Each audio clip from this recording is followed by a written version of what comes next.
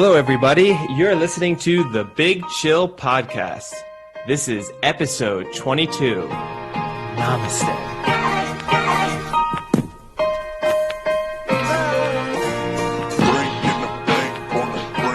Welcome, everybody, to another Thursday edition of the Big Chill Podcast, where you'll get our weekly NFL selections. And I'm sure you're about to hear a little later on what our records are. I have a feeling we're getting closer and closer to each other, although Sam was out to a comfortable lead. So I guess we'll start off with you, Sam, since you're numero uno. How's it going over there? Yeah, it's going pretty well, although going on to the picks, I took a little bit of a battering over the past few weeks. Former numero uno.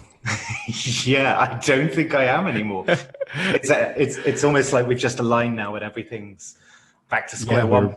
Yeah, we are. We'll obviously, I think Frank is the only one of us who may not know the exact position of our picks, but we are incredibly close now, the three of us. Which highlights a spectacular collapse on my part during week 3 and 4. Yes. Yeah, we were talking about a potentially unassailable lead in week 2, and you're close to being in third place now. It's not unassailable for that reason. Eddie, I'm not a fan of your talk like this, like Liverpool, it's all over if Man City don't beat Leeds, and then they go and lose 7-2. It's exactly. I'm just reverse. I reverse jinxed you. I reverse jinxed Liverpool. Who do you want me to reverse jinx next? There's no way Trump loses the next election. How about that? Eddie, speaking of three people being very close together, you informed us that you are out once again, this time with Vasilis and some friends. Do you want to give us, you said you had some good Vasilis stories. So for those who don't know who Vasilis is, then you haven't been to Paris yet, because if you have, you would know him. Yeah, that is true. If you've ever been in Paris, you've been hit on by Vasilis. Yeah. Man, woman, animal, child. Doesn't matter. You were going to go child. I mean, he's probably patient 0 for COVID, right? So he's got a lot to answer. That's the least of his patient 0 issues. That's his least deadly one. But no, I've seen Vasilis twice this week, and I mean, for anyone who doesn't know, he's probably going to come up in the future anyway, because he is one of the guys who goes to Royal Ascot with us every year. So he's definitely going to come up as a topical story when Royal Ascot comes around. But Vass I've been out with him twice this week, and on both occasions he's brought up the fact that he's started meditating, which, look, I'm all in favor of the meditation. You know, we don't want to get like toxic masculinity on this podcast. Men should embrace mental health way more. They should talk about their problems. So Vass meditating, and then being open about the fact that he's meditating and trying to, deal with his mental state better. That's great. That being said, I could tell that was the end of the kind of sensible aspect of this story. That was the end of, all right, let me be nice for 20 seconds. Just want to, if you're out there and you need help, tell your friends. And if you think meditating would be good for you, go ahead and meditate. Yeah, now the next bit of advice is not what you want to hear or listen to. But if you are going to meditate... The next bit of advice is coming to you from Eddie's 6 shots of vodka at Bugsy's bar. No, I had the same advice with 0 shots. If you are going to meditate, then maybe when you're walking into a bar with 2 girls, you don't turn around to them and say, Namaste. You are beautiful and strong. He said that to them about them, or to them about him? Is he saying to himself? Yeah. He's now adopted this new. He's adopted he's saying Namaste quite a bit now, but he's also just in general adopted this idea of basically telling people positive mantras throughout the day. This is his new approach to life. So you can imagine he's going to give you like positive reinforcement at different moments of your day. It could be a podcast in about itself. You know what I mean? Like if Vasilis could record himself like 24 times a day, just giving you a positive thought. He's like, I can imagine like a vast calendar, when you rip off the day and there's a new positive thought. Which would be remarkably similar to the positive thought from the day before. That would be the thing about it. It's also, to me, I have to like try and picture him through, right, all of the low moments I've seen him in a way. So like if I picture the same Vasilis who I once saw so full that he had to go home and strip off all of his clothes and lie naked on a bathroom floor. And if I imagine that guy, just me walking in on him and him going, Namaste. Namaste. Some days you're too full to move. How about the time at Royal Ascot he did the same thing? Remember he ate so much he had to like run to get the train to go home so he could go home and like sit on the toilet for 6 straight hours. Oh, I mean, he's like a dog. I've never seen a human being like it. He would eat till he died. We went to like Belushi's and he wouldn't stop eating like the wings, and then he had a burger, then he had more wings. Oh no, I mean, and that was a great. Remember one night he couldn't come out with us. He'd eaten so much that he couldn't leave the apartment. And we all went out. It was the day after. Yeah. And we all went out, and then jokingly I texted him like, hey, on our way home, we're passing a KFC. Do you want me to pick something up? And he was like, maybe like a small bucket. I was like, dude, stop it. But also the concept of a bucket doesn't mean small. And also that's the same day because we all came back from that bar and it must have been like 2 a.m. We got back, he was awake, and we'd all bought like oven pizzas and some sandwiches and stuff to eat. And he proceeded to eat half an oven pizza, some like garlic dough balls, some like one sandwich, and then a salad. Oh, at least he's getting his greens. Oh yeah, very healthy, balanced diet. Yeah, it's every fried chicken store's nightmare when Vasilis and Furlong walk into the store at 2 a.m. because Furlong gets a dozen drumsticks only. So he depletes the store of all the drumsticks, and then Vasilis gets 2 whole chickons. So between the 3 of them, they're knocking out like 3 of them. Full, they just like multiply, 3 full chickens. Oh my God. So between the 2 of them, I would say between the 2 of them, you're just getting like a Bonnie and Clyde treatment. So you're getting one of them who comes and like basically holds you up and is like, "Give me all your drumsticks," and then when you don't, he verbally insults, like attacks you. And then the next guy comes and is like, "I'm going to eat all your chicken," and they're like, "No way, you're going to eat all that." He sweet talks you. And then they like bet you like, "No way, you're gonna eat that whole chicken in 10 minutes," and then he does it. So you're really getting the like good cop bad cop treatment between the 2 of them. What a high low of my life that was, sitting in a random fried chicken shop at 2 a.m, watching the manager bet Vasilis he couldn't eat a whole chicken at 2 a.m, only to see Vasilis down the entire chicken in about 3 minutes and order another. Yeah, no. To be clear, not to eat a whole chicken, to eat a second whole chicken. That was the bet. Oh, okay. The shock was that he'd already eaten a whole chicken in under 10 minutes. Wait, oh man! So a whole fried chicken? Yeah. He ate, like if you imagine all the chicken shops in London, and you can buy the whole chicken. I've only seen the components of a chicken. I have not. Yeah, so take all the components. Chicken. Oh, as opposed to taking a whole bird and just dumping it. They give you the whole. No, they give you the whole bird. It was a rotisserie. I don't think. I think. Yeah, it was a rotisserie. I don't think it was fried. I think it was a rotisserie. Okay. It was a rotisserie chicken. It was rotisserie and then grilled, not deep fried. So a little bit healthier. But they gave and he said that. That was one of his statements. Yeah. He was like, "It's okay, Frank. It's healthy. It's not fried." So he had the whole chicken, right? And he proceeded to eat all of it. He sat down at a table, and this was at like 2:30 in the morning. He sat down at a table and ate the entire chicken in under 6 minutes. And the people working in the shop were like, "Wait, did he just eat the whole chicken?" You're like, "Yeah, and he'll do it again if you'll give him another one for free if he eats it in under 10 minutes. And the guy working there was like, "Okay, I'll do that." And then Vasilis is like, I don't really want to do this. I've eaten enough chicken, but I'll do it if you guys want me to. Well, of course you're going to say yes to that. Did he eat it like knife and fork or like proper like Henry VIII style? No, this is with his hands.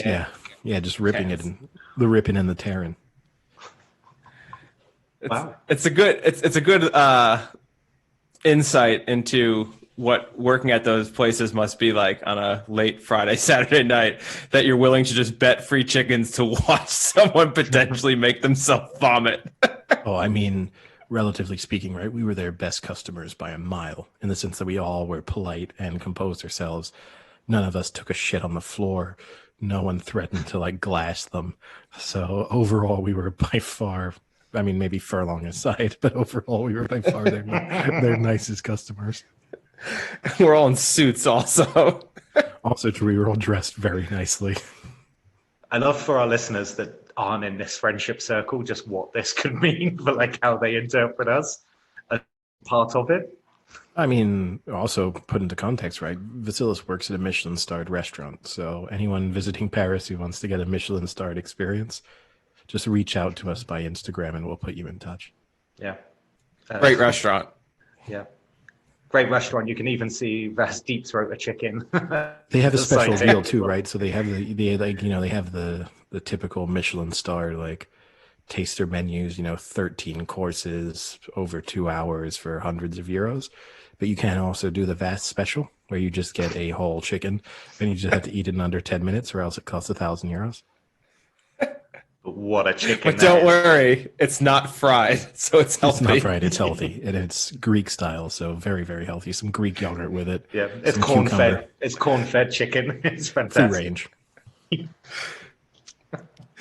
So is that the whole story? So wait, actually, here's my question: Did he bring the girls with him, or did they walk in and then as they walked in, he namaste'd them and told them they were beautiful? That would have been another level. No, he knew them already. He brought them with him.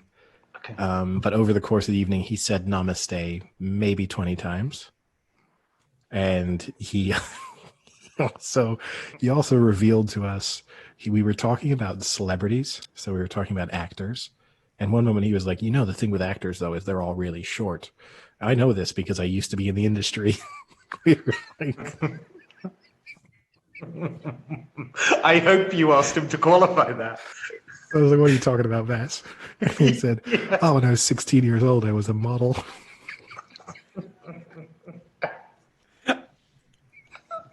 For rotisserie chicken. He says, I had to give up my modeling career for my basketball career. That's actually the funny part is he was legitimately good at basketball. Yeah. No, he was. He actually played for Olympiacos or whatever. So he is actually a really good basketball player. So there's like a modicum of truth in it, but it also just so maybe he was a pretty good model. It also just sounds like a Disney movie, like he's like Zac Efron. Yeah, it's like High School Musical. It's what am I going to be, a model or a basketball player? Like I can't be both. The jocks hate the models. And then and then he breaks into song as he starts like going through the motions in his head. He starts like clicking his fingers as he's like singing along to it. He would just be like, "Come on, namaste, guys, right? Like we can all get along. Come on." Did he clench his hands as he did it, like namaste? No, he doesn't clench his hands. He does do the prayer. He does the prayer hands together. He does the Tim Cook namaste pray hands. Yes. Okay, so enlightened Vass obviously, spoke to these ladies. Then what? Then he was just on another level. I don't know what he'd been drinking all evening, but he was incomprehensible. Even by Vasilis' standards, there were tons of moments where he said things that I just didn't understand at all what he was talking about. He told like a 90-minute long story about his brother getting into a fight. And I mean this honestly, it took 90 minutes. It could have been summed up in about 25 seconds, which I know for 3 people who do a 2-hour-long podcast like twice a week, it's maybe not on us to call out people for not shortening stories. But yeah, he was in prime Vass form tonight. I mean, the namaste thing, right? Like that's in the Hall of Fame Vass moves. Oh, it's so. I can just picture him just being completely incoherent and just turning around and be like, "Namaste." Because he started coming out with all these quotes that these girls who are staying with him found to be very funny. Wait, they're staying with him? Both of them are staying with him. Yeah. Are they Greek? No, they're Canadian. Interesting. How did that happen? Yeah. How did that come about? One of them has met Vasilis when she's visited here before. and they have decided Define Met. Yeah. No, I don't think in that way. Like Michelin star Met? Or I think Met friends of friends. Like eat a chicken or deep throat a chicken, Met. I think eat a chicken, but not share a chicken. But they have decided to create a Twitter account just for their. I think they're staying with him for 3 weeks, and I think they decided God. Yeah, they decided to create a Twitter account where they just send Vasilis quotes, and just from that night they were like literally taking notes on their iPhones of things that he was saying. Oh, that is priceless. So I think we'll share that one. We'll share it on our Instagram or on our Twitter. But I think there could be some solid. What an awesome move by them! I have so much respect for them. But also the thing is too, because it's Vass, he was totally oblivious to all of this going on. So when at one moment they were like, "Hey, repeat that," and he said again what he said. You like that one? Was that deep enough for you? Let me repeat it. Literally, the one girl was just typing it into her like iPhone notes. And I was like, "Are you writing down what he's saying?" And they're like, "Oh yeah, we want to create a Twitter account where we just put his quotes out." Oh, that's so good. Admittedly, she did kind of shit on me then by saying like, "Do you have a Twitter account, or are you too old for that?" That was a rough one for me. Yeah. Oh, you here reliving your glory days? Exactly. It was nearly Belushi's beer pong all over again. Oh I love that. I can't believe they're staying with him for 3 weeks. I don't know if I can even stay with Vasilis for 3 days, and I like the guy. And we've stayed with him for 3 days. It's the advantage they have, right, is they're not trying to motivate him to do things. I legitimately feel as if going on that what you're talking about. I feel like going on that annual trip with Vasilis to London is preparing me for children. And it's kind of like the worst case scenario for my children. I remember when he missed a Eurostar once as well. Him missing the Eurostar every time. Yeah, every time there's an issue, like he stayed out till like 6 a.m. or something like that. Him missing the Eurostar is actually the least of the problems. That's just the fact that he likes to go out too late. It's more just like when you're with him when we're out, and it's just like, "Hey, Vass, so 5 of the 6 of us have decided we want to go and do this." Like, for example, when we decided to go and watch the test match, right? And so what was that? Like 7 out of the 8 of us were like, "Let's go watch the test match." And then cricket, 20, by the way. Cricket test match. And literally 20 minutes into the start of play, we've sat down in our seats. We've maybe watched 2 overs being bowled. And then Vasco's like, "All right, guys, I'm bored. We're leaving now." It was just like, no. He is like a little child. He'll go to a restaurant and he'll just be like, "I don't like this restaurant." They're not like serving chicken nuggets here. I want chicken nuggets. And he thinks that I'm always like on his side, which I really love. That's like what I love about Vasilis is he's so naive. He's like, "Come on, Frank's with me. This bar, it's boring. We need to go to like a more fun bar, right, Frank? Frank's with me." And I'm just like, "Vasilis, we haven't talked in 30 minutes. I have no idea what you're talking about." And equally, right, he always thinks that I enjoy like playing the parental role with him. So he kind of like, he says to me afterwards, he's like, "No, but deep down you loved it, right? Like you loved telling me we had to stay." I was like, "No, Vass, I did." Oh my God, I think he's got you there, though. I think you do like bossing Vasilis around. No, I don't. Not in that way, at least. Yeah. Oh man. So then, how did it end up with him? Well, I guess this is a different story because usually with Vasilis, he's trying to bring girls home with him, but at this point, I guess he's trying to keep them at home. It's a little different. I mean, this time, right? They don't have a choice. So Just how Vass wants it. Exactly. Yeah. The difficulty for him, right, is he wanted to keep going out, and unfortunately, a global pandemic has shut down his normal lifestyle. Oh, is that what it takes to shut down Vasilis? Basically, yeah. No, you can't shut down Vasilis. A global airborne disease pandemic. The only thing that can stop him is the thing he starts. You know, it could be like a good tagline to a movie. Vasilis is patient zero, but will it stop him from going out? Exactly. In a world. Which I guess if we're talking about will things be stopped by the pandemic, I'll have one of my smooth segues as usual. So is the NFL season going to finish? Yeah, without a doubt. I mean, it's too popular. There's too much money involved for it to stop. Will it be the same as it is right now? That is debatable. Maybe they right now are kind of in the back scenes here, trying to put together a little bubble or several mini bubbles and kind of house the teams together like the NHL and the NBA did. Maybe they're working on that right now, behind the scenes. I don't know. But there's no way they stop the NFL. I mean, it would take I honestly don't even know what it would take for them to cancel the NFL season. I could never see it happening. I mean, so everything coming out of the players, right, is saying that there is no way they are going to agree to a bubble. And also logistically, they say that, but I don't buy it. The teams logistically have said a bubble is just not feasible. Because unlike in other sports, like say in basketball, you're talking about putting 30 people into a bubble, 40 people per team. Even in baseball, you're talking about putting, I think, like 60 people into a bubble. But in the NFL, you're talking about putting like 150 people per team into a bubble. It's on a scale that we haven't dealt with up until this point. Yeah, but the difference is, did you see what they were talking about with the Titans-Bills game now might be canceled? And in this instance, because there's the precedent that apparently the Titans players were out practicing in These parks and stuff like that. workout. Yeah, that the Titans would have to forfeit that. But the big downside is if the Titans forfeit, then nobody gets paid. Not even the Bills players don't get paid.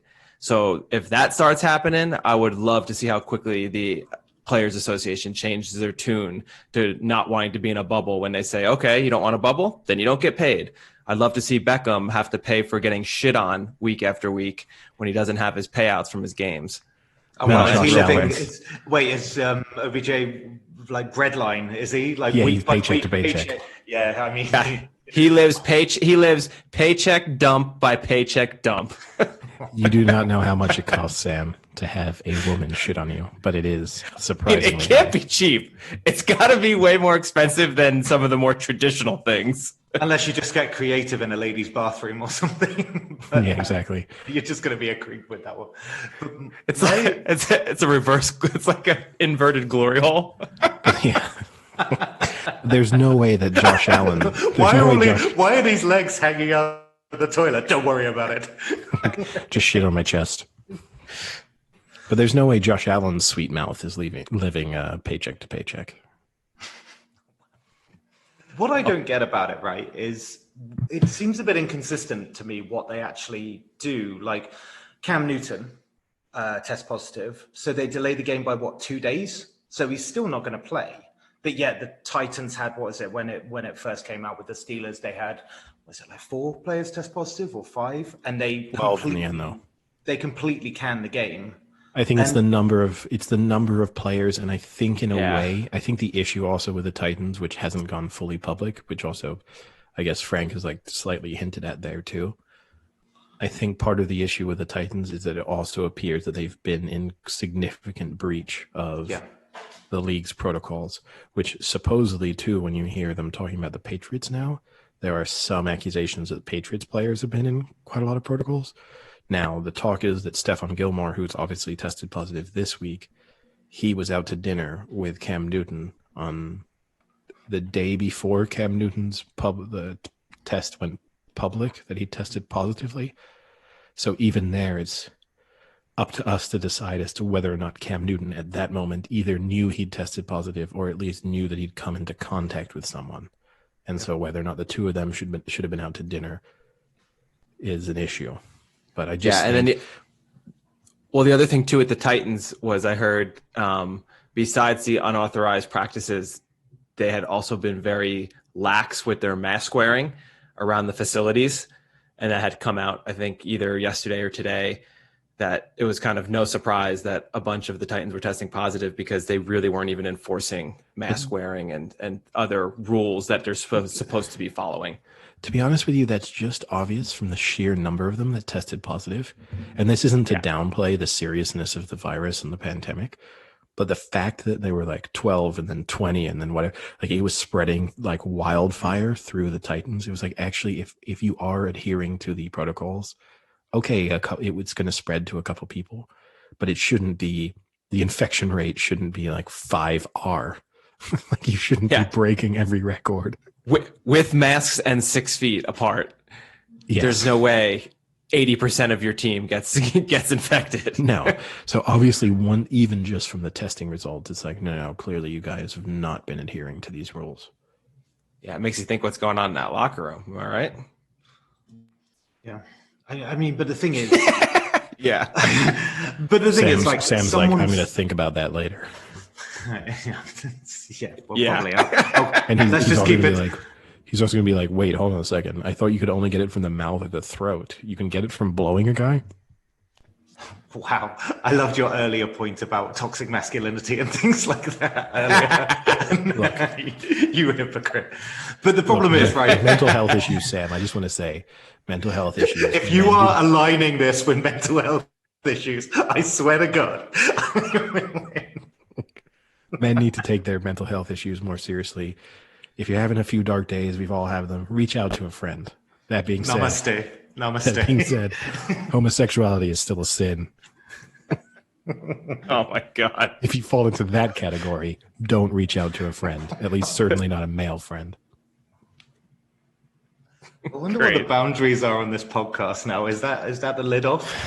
Oh, now that Say It have stopped sponsoring us, I think we got no boundaries. I thought you said that Say It have started. Like now we can be really homophobic. That opinion is of Eddie's own mouth, brought to you by 12 shots of vodka from Bugsy's. Yeah. How many shots was it, Eddie? Only 3. That opinion was brought to you by Jaeger. Jaeger. Drink right, drink strong. Ride the wave. But so when you're sad, I looked at the list. Have a shot of Jaeger. You'll feel a bit better. It's quite literal, that advertising line. But the thing is, right, I looked at it and it was the Falcons, the Pats, the Chiefs, and the Raiders and the Titans have all produced positive test results. So even if teams are adhering to the rules, that's the thing with this virus, right? There might be so many like incidental ways of getting it, accidental ways of getting it, that even the strictest procedures that the NFL have put in maybe aren't enough. And the problem is people are always going to be getting this virus now. And I think we spoke about it a couple of weeks ago when the Titans thing first came out. It was like, at some point, the NFL is going to have to make a pretty big decision on whether they just lock down the league for a couple of weeks or have to keep going with this really arbitrary piecemeal kind of like, oh, one person tested positive, so let's delay the game 2 days. Oh, we still don't know about this game even like 2 days before it's kicking off. It seems a bit too arbitrary and piecemeal at the moment, so no one can really plan for it. So I think at some point they're going to have to like stop the league if tests keep going the way they are, or isolate clubs and stop them from playing. I mean, in a way, I have 2 issues. I think one, in a sense, the league was maybe a victim. I think complacency maybe set in because they went through 4 weeks without any positive tests, basically. And I think in a way that was bad for them. They needed 1 or 2, even if they'd been sort of not non-high profile players. It would have helped just to be like, look, guys, there is still a risk of you testing positive. And so particularly for the high profile players, you need to continue to be very strict on how you behave. So I think the one good news in a sense is here early in the season, you're going to get a reminder for teams, and particularly for teams who think they're going to be playoff and Super Bowl challengers. This is going to be a big reminder of you need to behave properly. The one thing I will say from the scheduling perspective, the league, I don't get why they scheduled this like a normal season and why they didn't basically say like, we're going to be in a situation where for sure we're going to have to postpone games. So why don't we put in multiple bye weeks? That is a bye week for every team. And that way, if we have to postpone a week 6 game, it's going to get played in the like week 8 bye week that everyone has. And instead now you have obviously every team has their 1 bye week, but in different weeks. So you can't just reschedule a game that easily. You're going to have to add it on to the end of the season, which, okay, kind of works. They're just going to have to delay the playoffs and delay the Super Bowl. They can do that. But it would have been so much easier to just come into the season saying like, look, the reality is we're probably going to have to delay a game for almost every team here. Let's put a bye week in week 7 for every team and a bye week in week 14 for every team. And that way, if you don't have any delayed games, you're going to get a bye week. And if you do have a delayed game, that's when you're playing it. I don't know. The Pats one seemed the most curious to me because someone tests positive. All of the players in the coaching team would have been at some point in close contact with Cam Newton. And the advice is for those people to isolate I think it's the same in the US as the UK. So you're meant to isolate for a period of 14 days. So because the symptoms can come like 3 or 4 days after, they can come right away, etc. So it seems a bit confusing to me that they had one high profile player that's training with everyone, interacting with everyone, and just delayed the game by 2 days, therefore meaning that all of the players and coaching staff are still interacting and mingling with each other even after they've met Cam. So it just seemed a bit dumb for me, the NFL's decision just to postpone it. It should have just been a case of doing what they did with the Titans and just going, right, it's done. Yeah, and also the thing that I find anyway, right, because every league has all these protocols. Strictly, you see the players, they don't high five, they either do like air high fives or they do the elbow bumps, or at most they're doing fist bumps and stuff. You watch Roland Garros right now, right? At the end of the match, they don't shake hands. They hit their tennis rackets together and stuff. Even doubles partners in between points, they sort of hit their tennis rackets. And at those moments, I'm like, hold on a second, these guys are like playing together all the time. Is not touching hands in between points going to be the thing that stops them from contracting the virus? And then, so you have all these things, which on the face of it look great. And then equally, I'm watching the A's Astros game last night. And the A's have an Australian relief pitcher who might be the best closer in baseball right now. And so his name is Liam Hendricks. And after he pitched in their wild card round, I think he pitched like 50 pitches around there as in relief, which is a lot of pitches. The manager of the Astros came in and told him it was a Herculean performance. And either because this guy is too stupid or because he thought the manager was making a good joke, he said, "Oh, I thought he said Herculeum." And he thought, so already that was a bad sign for this guy. But then the guy said, "Oh no, after I come in relief and we win a game, as a tradition within the clubhouse, we have a putting contest at the end of games. And when we win and I've pitched, I do the putting contest in the nude." And so even now, with all the COVID restrictions and stuff, when the A's win a game and Liam Hendricks is pitched, he goes back into the clubhouse, strips nude, grabs a putter, and gets into this like 10-foot putting contest. That's a very bizarre tradition. I don't even get the putting contest in general. And then you add on the nudity, then I really don't understand it. Putting contest, unless he's getting into the nude and maybe Eddie, it's the putting contest and he gets into the nude and he becomes the cup.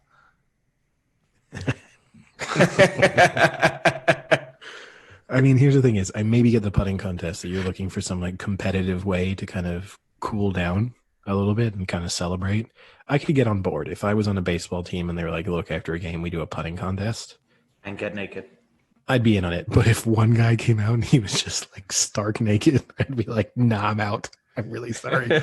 I know we shower together. I know we change next to each other. I know I see you naked all the time. Like but we don't putt naked. But I don't watch you line up a putt with your dick just hanging between your legs.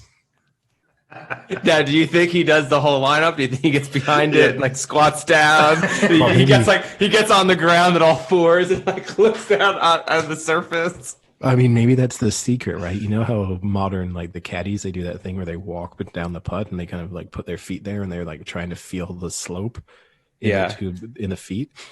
Maybe for him, he goes there and he just like looks down on his dick and he just sees like what angle it's hanging at. And he's like, oh, this one's easy. This one's breaking like 1 inch to the left, slightly downhill. I got this one. Modern golfing, I can't keep up. He's like, wouldn't be surprised if DeChambeau tries that out next week. He's like, the balls tell me the left to right, and the dick tells me the slope. What an oddly in tune penis and testicles that guy has. Now, the interesting thing to throw into this is new spin on clairvoyant. Yeah, he gets the lay of the land like he's at Augusta the week before. Just I'm just kind of getting the lay, making sure the dick and balls are okay with the line. Well, here's we got another naked guy running on the 18th at Augusta. No, that's just Liam. He's just scouting the greens. Just mapping him out. And then he gets it onto an app. And then so instead of the app that's the 3D contour of the greens, it's just his naked balls and dick. He just plop them anywhere on the green. Interactively, how you can pick that little guy up in Google Maps and put him on the map. It's like that, except you're just taking his genitalia and popping it on the green. The thing with him that's interesting, this might make it either more surprising or less surprising. I think it's less surprising from the personality standpoint, but more surprising based off his career, is that he's Australian. So what is it got to do with getting naked and putting? I don't get it. Is it more to do with the fact that he's a baseballer that's Australian? So the fact that he's arguably the best closer in baseball makes the fact that he's Australian surprising.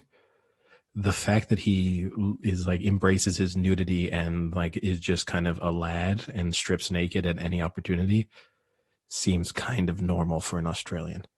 So there's a balance there. In a way, the nudity is more explained, by him being the quirkiest guy in the locker room, gets explained by the fact that he's Australian. So but Australians are known for their nudity. Oh yeah, are they? Yeah. Go stay at a hostel anywhere in Europe, and you'll see a bunch of nude Australians. Go to Belushi's, you're going to see a bunch of them. Okay, I'm on it.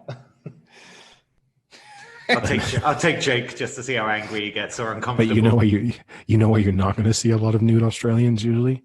In Major League Baseball clubhouses.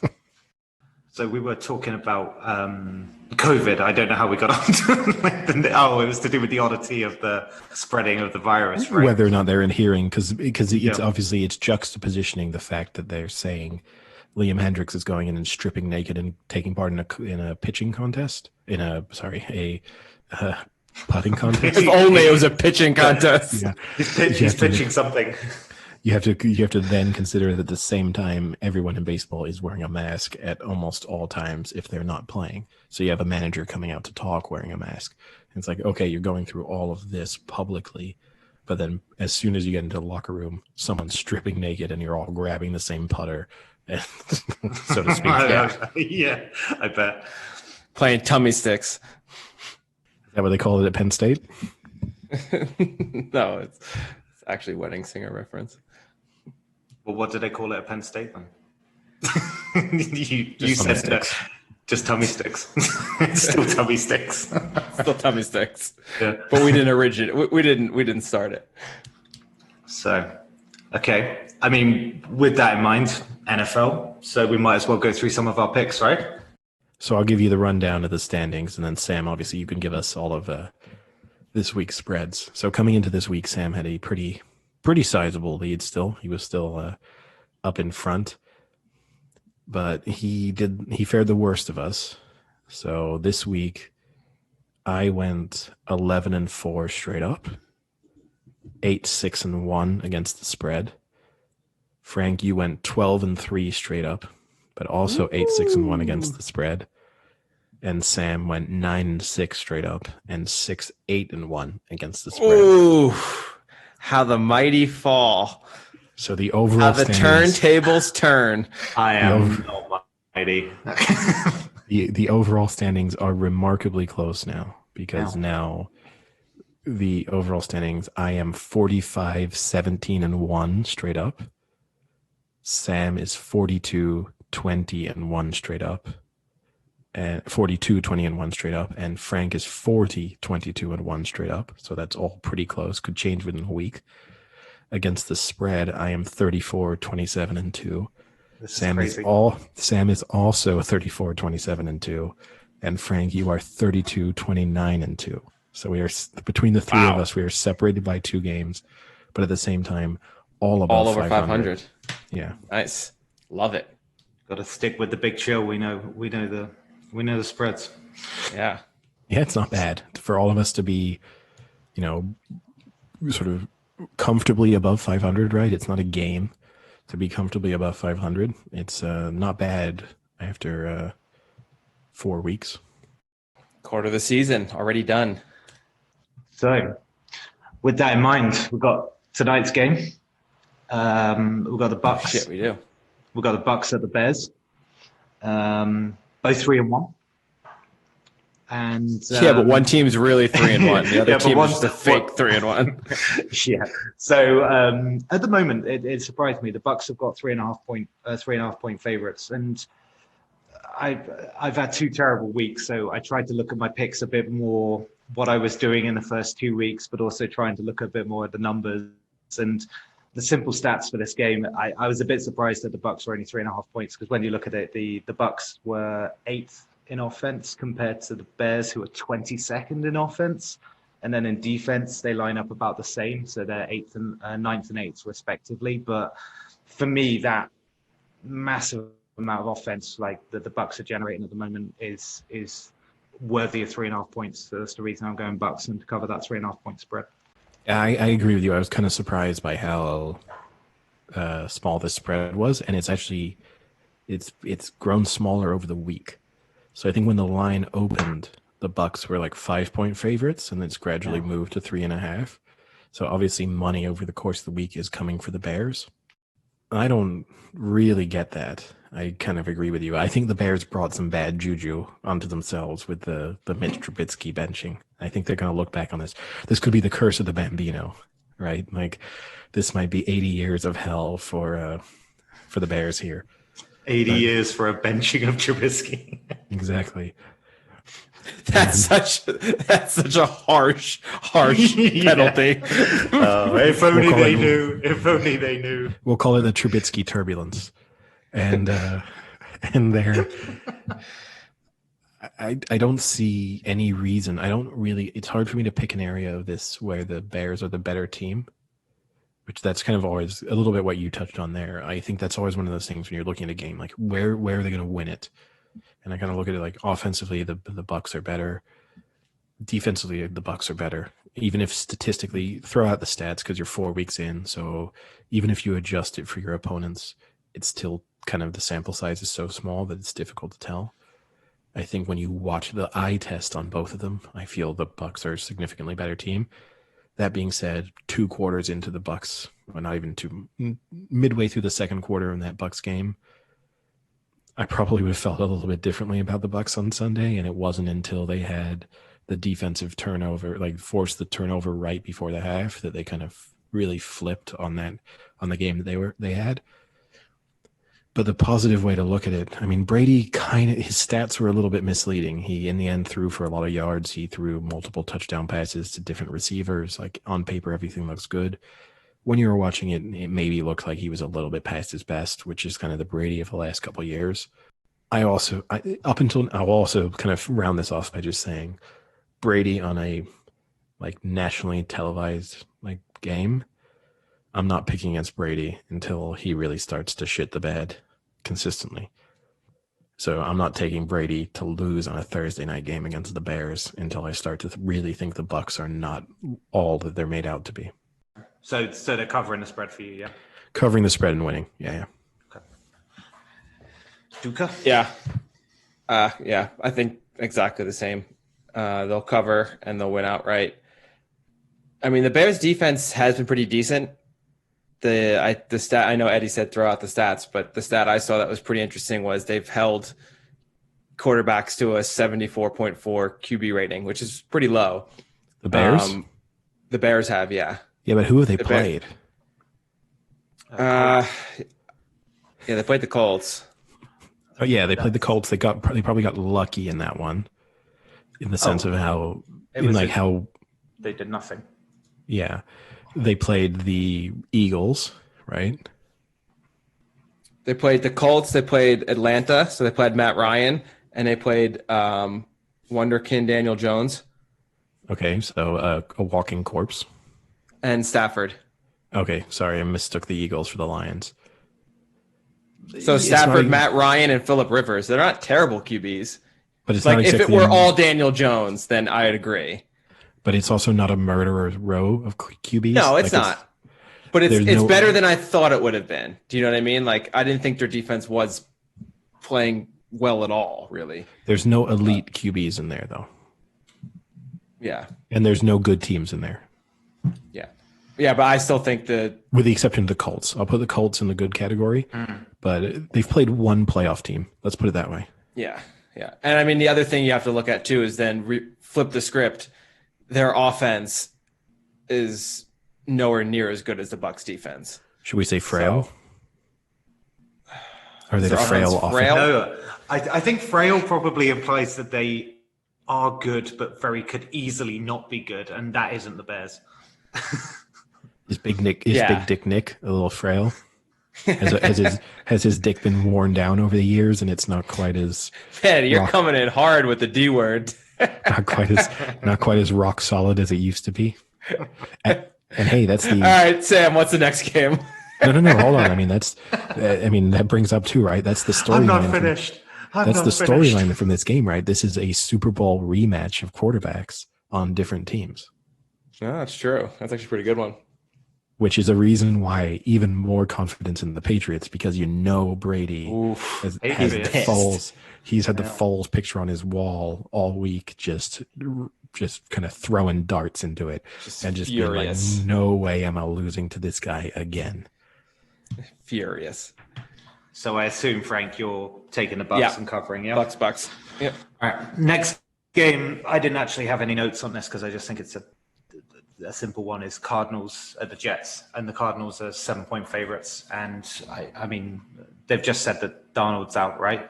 So not that mattered or meant anything, but that was the only news I saw. So who is the starting QB now for the Jets?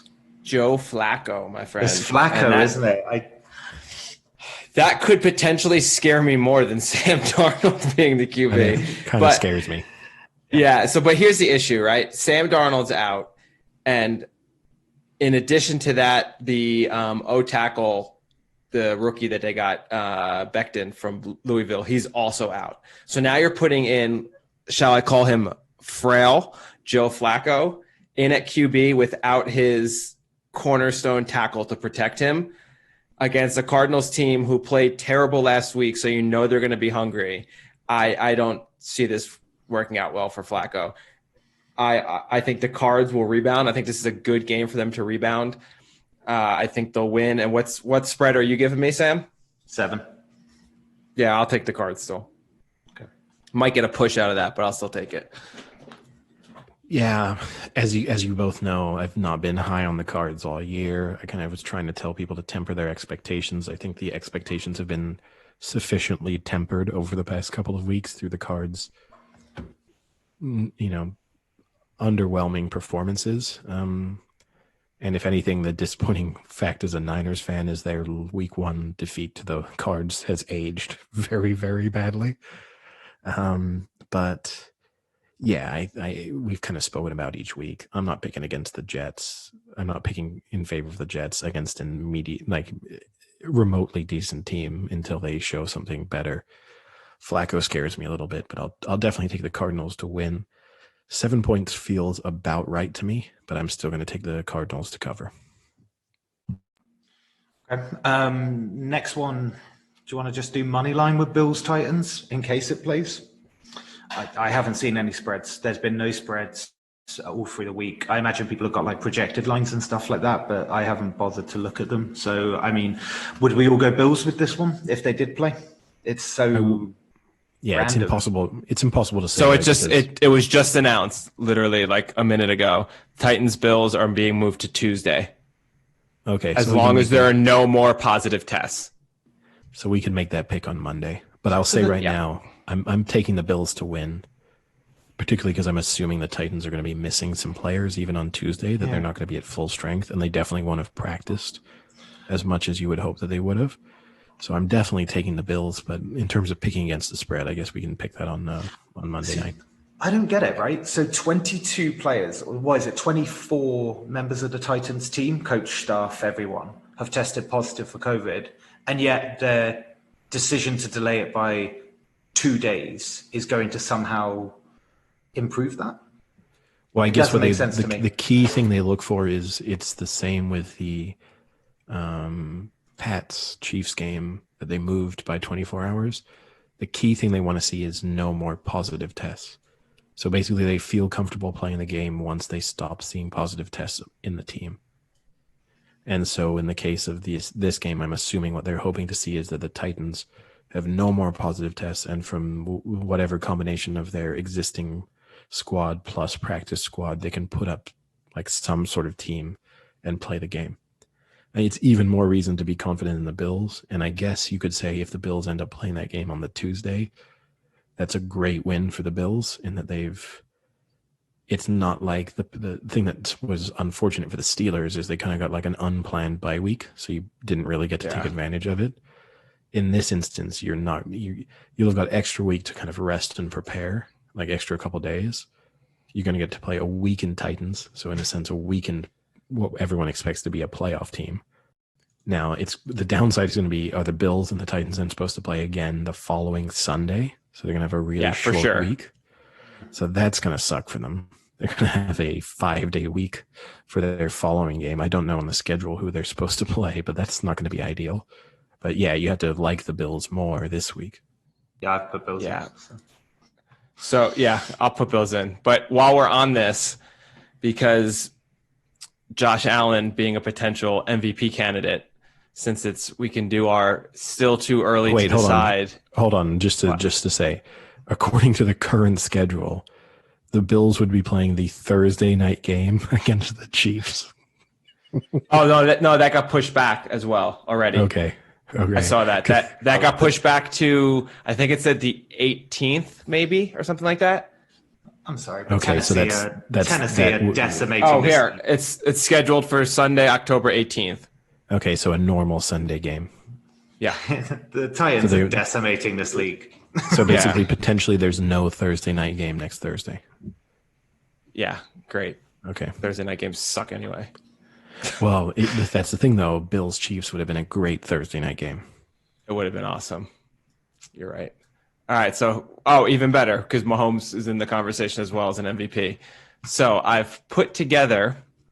I'm going to share my screen here with the boys. I'll also put this up on Instagram before the episode comes out, so you can go to our Instagram and look at it if you want as well. So I'm sharing with you, I think 6 or 7 potential MVP candidates with their names concealed and their stats. So you have their record overall. I only took people who were either 4-0 or 3-1 because I took like the first 5 or 6 people in the MVP race, not quarterbacks only. I didn't include Alvin Kamara. Their record for the teams they've played against, and then completions, yards, touchdowns, interceptions, adjusted yards per attempt, their rating, their QBR, number of sacks, number of fourth quarter comebacks they've had, which I think should be considered when you're an MVP candidate if you're actually leading your team to comebacks, game-winning drives, and then rushing yards, rushing TDs, first down runs, and fumbles. So out of these ones, now that you've looked at it, am I supposed to be trying to figure out who's who, or am I No. supposed to just pick I want you to tell me out of just off the stats here, who do you think should be the MVP? Stats. Granted, I'm sure you can kind of figure out who's who if you kind of know your stats well enough. Yeah, I have a reasonable guess as to who's who. Yeah. And I also feel like I know who the person I would want. I think statistically based on this, I'm going to take D. You're going to take D. And I think I know who you think it is. Okay. I'm pretty sure I know who D is. I think I want to take B. And I think I know who it is just because the rush yards is so little. So okay. I guess I'll say I think D is Josh Allen. And I think B is Aaron Rodgers. Okay, so wait, so you're going B and Eddie's going D. Okay, ready? Yeah. Oh, he's got a reveal. So I pick. Okay, so you picked Josh What a Allen. surprise! So I picked Sam Josh Allen. picked Josh Allen. Even a blind test, he can't resist him. And Eddie has picked Russell Wilson. I thought you would be able to pick out Russell Wilson because he's got the 16 touchdown passes. Yeah, that's true. I should have noticed. I kind of looked actually more at I was kind of looking more towards the record against and the game-winning drives and stuff. Yeah. All we can say is Sam has like a Liam Hendricks dick, but for picking out Josh Allen. Even in a dark room, he'd be able to sense him. Yeah, and I mean, I'll put this up on Instagram, but the first four, which are Aaron Rodgers, Josh Allen, Patrick Mahomes, Russell Wilson, if you take out the names, their stats are almost impossible right now to really pick apart a clear winner. I mean, you have Josh Allen, who has 2 game-winning touchdown drives. I mean, that is almost the definition of an MVP, someone who, leads the team to the victories and is 4-0. Versus, someone like Aaron Rodgers, whose QBR is 93, which is insane. That's an insane QBR. And then you have Mahomes, who's 11 touchdowns, no interceptions, 100 yards rushing, and a touchdown rushing, which is pretty impressive as well. The thing I will say, Lamar Jackson, his stats are not looking good this year. Passing yards are down. TDs are down. His QBR rating is above average at best. 3 fumbles. He's not looking so great.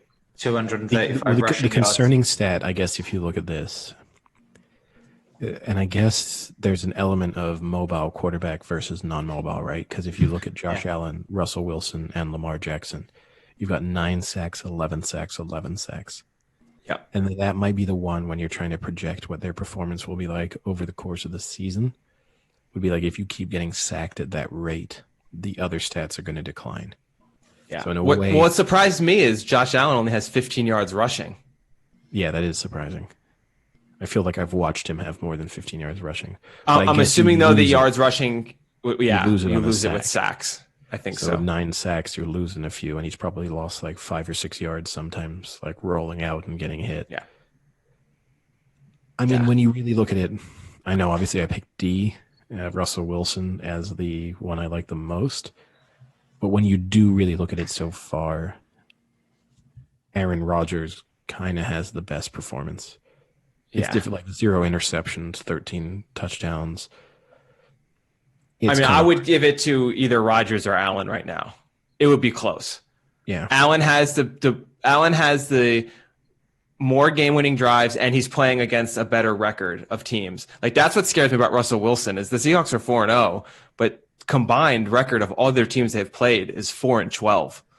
I mean, that's pretty shitty. Yeah, that being said, right, when you're 4 games in and you've won all 4 games, you've guaranteed that the best combination, like the best possible record of your opponents could be 12 and 4. Yeah. Like, that's the best outcome.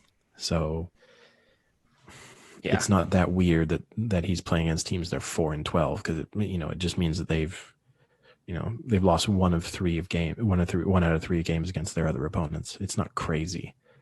Or lost, one of the 3. So it's a tight race. Yeah, it's so far it's a really interesting year. You have the old man and Rodgers trying to hang with the young guns of Allen, Mahomes, and Russell Wilson. I guess is probably in the middle there somewhere. It's also going to be a tough thing is because it's always going to come down to too of like how do you define MVP, which is one of those things you have to worry about each year. It's like, do you find MVP as the best player in the league? Do you find MVP as a player who like dragged his team to a higher performance? Because in a way, you would say on paper, if all of these people keep it up, there's kind of no way Mahomes should be MVP just because the team around him is so stacked. But I will say, given that, if you watch the games with Mahomes, the reason the Chiefs are winning right now is because Mahomes is literally carrying them for most of it. Like there's some of these games you watch, like the third and the fourth quarter, they're not winning very strongly. And then Mahomes just starts doing these crazy things and gets them drive after drive to score. Yeah, but you could argue, Frank, that he's underwhelming for 3 quarters. And then the fourth quarter, he like goes like, okay, guys, let's turn this on and win it. And they do it. And then it's like, oh, wow, what an amazing fourth quarter from Patrick Mahomes. So, well, if you'd played 4 good quarters, you would have crushed them in the same way that Aaron Rodgers is crushing people over 4 quarters. Like Aaron Rodgers isn't keeping games close and then kind of putting the nail in the coffin in the final drive. If you do the shittiest team with if you do the player is carrying the shittiest team to a good record argument, then I think you have to give it to Rodgers. Rodgers out or of Wilson.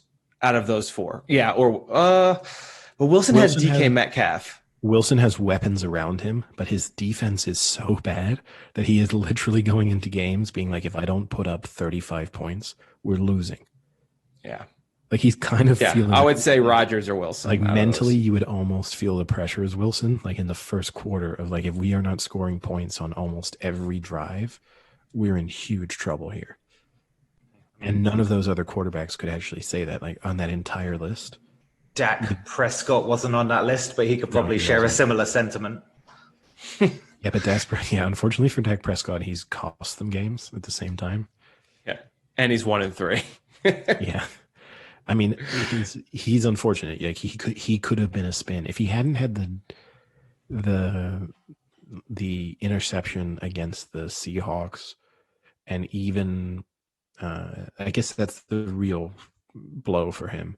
If he hadn't had that, you could have tried to spin that. Even with a 1-3 record, he was on MVP pace in terms of his individual performance. But that was the moment where you're like, well, if you're going to be MVP, you have to have the drive that ties the game. If you don't produce that, too bad. And so to throw the pick that ends the game, it's like, no, too bad. Yeah. All right, let's get back to the picks. But I thought that was just interesting putting that together without the names to see what you guys would pick. All right. Next one's a good game, or a good matchup, in my opinion, is Panthers at the Falcons. And surprisingly, Falcons are 1-point favorites. So basically, it's a tie game, right? It's a toss-up. Frank?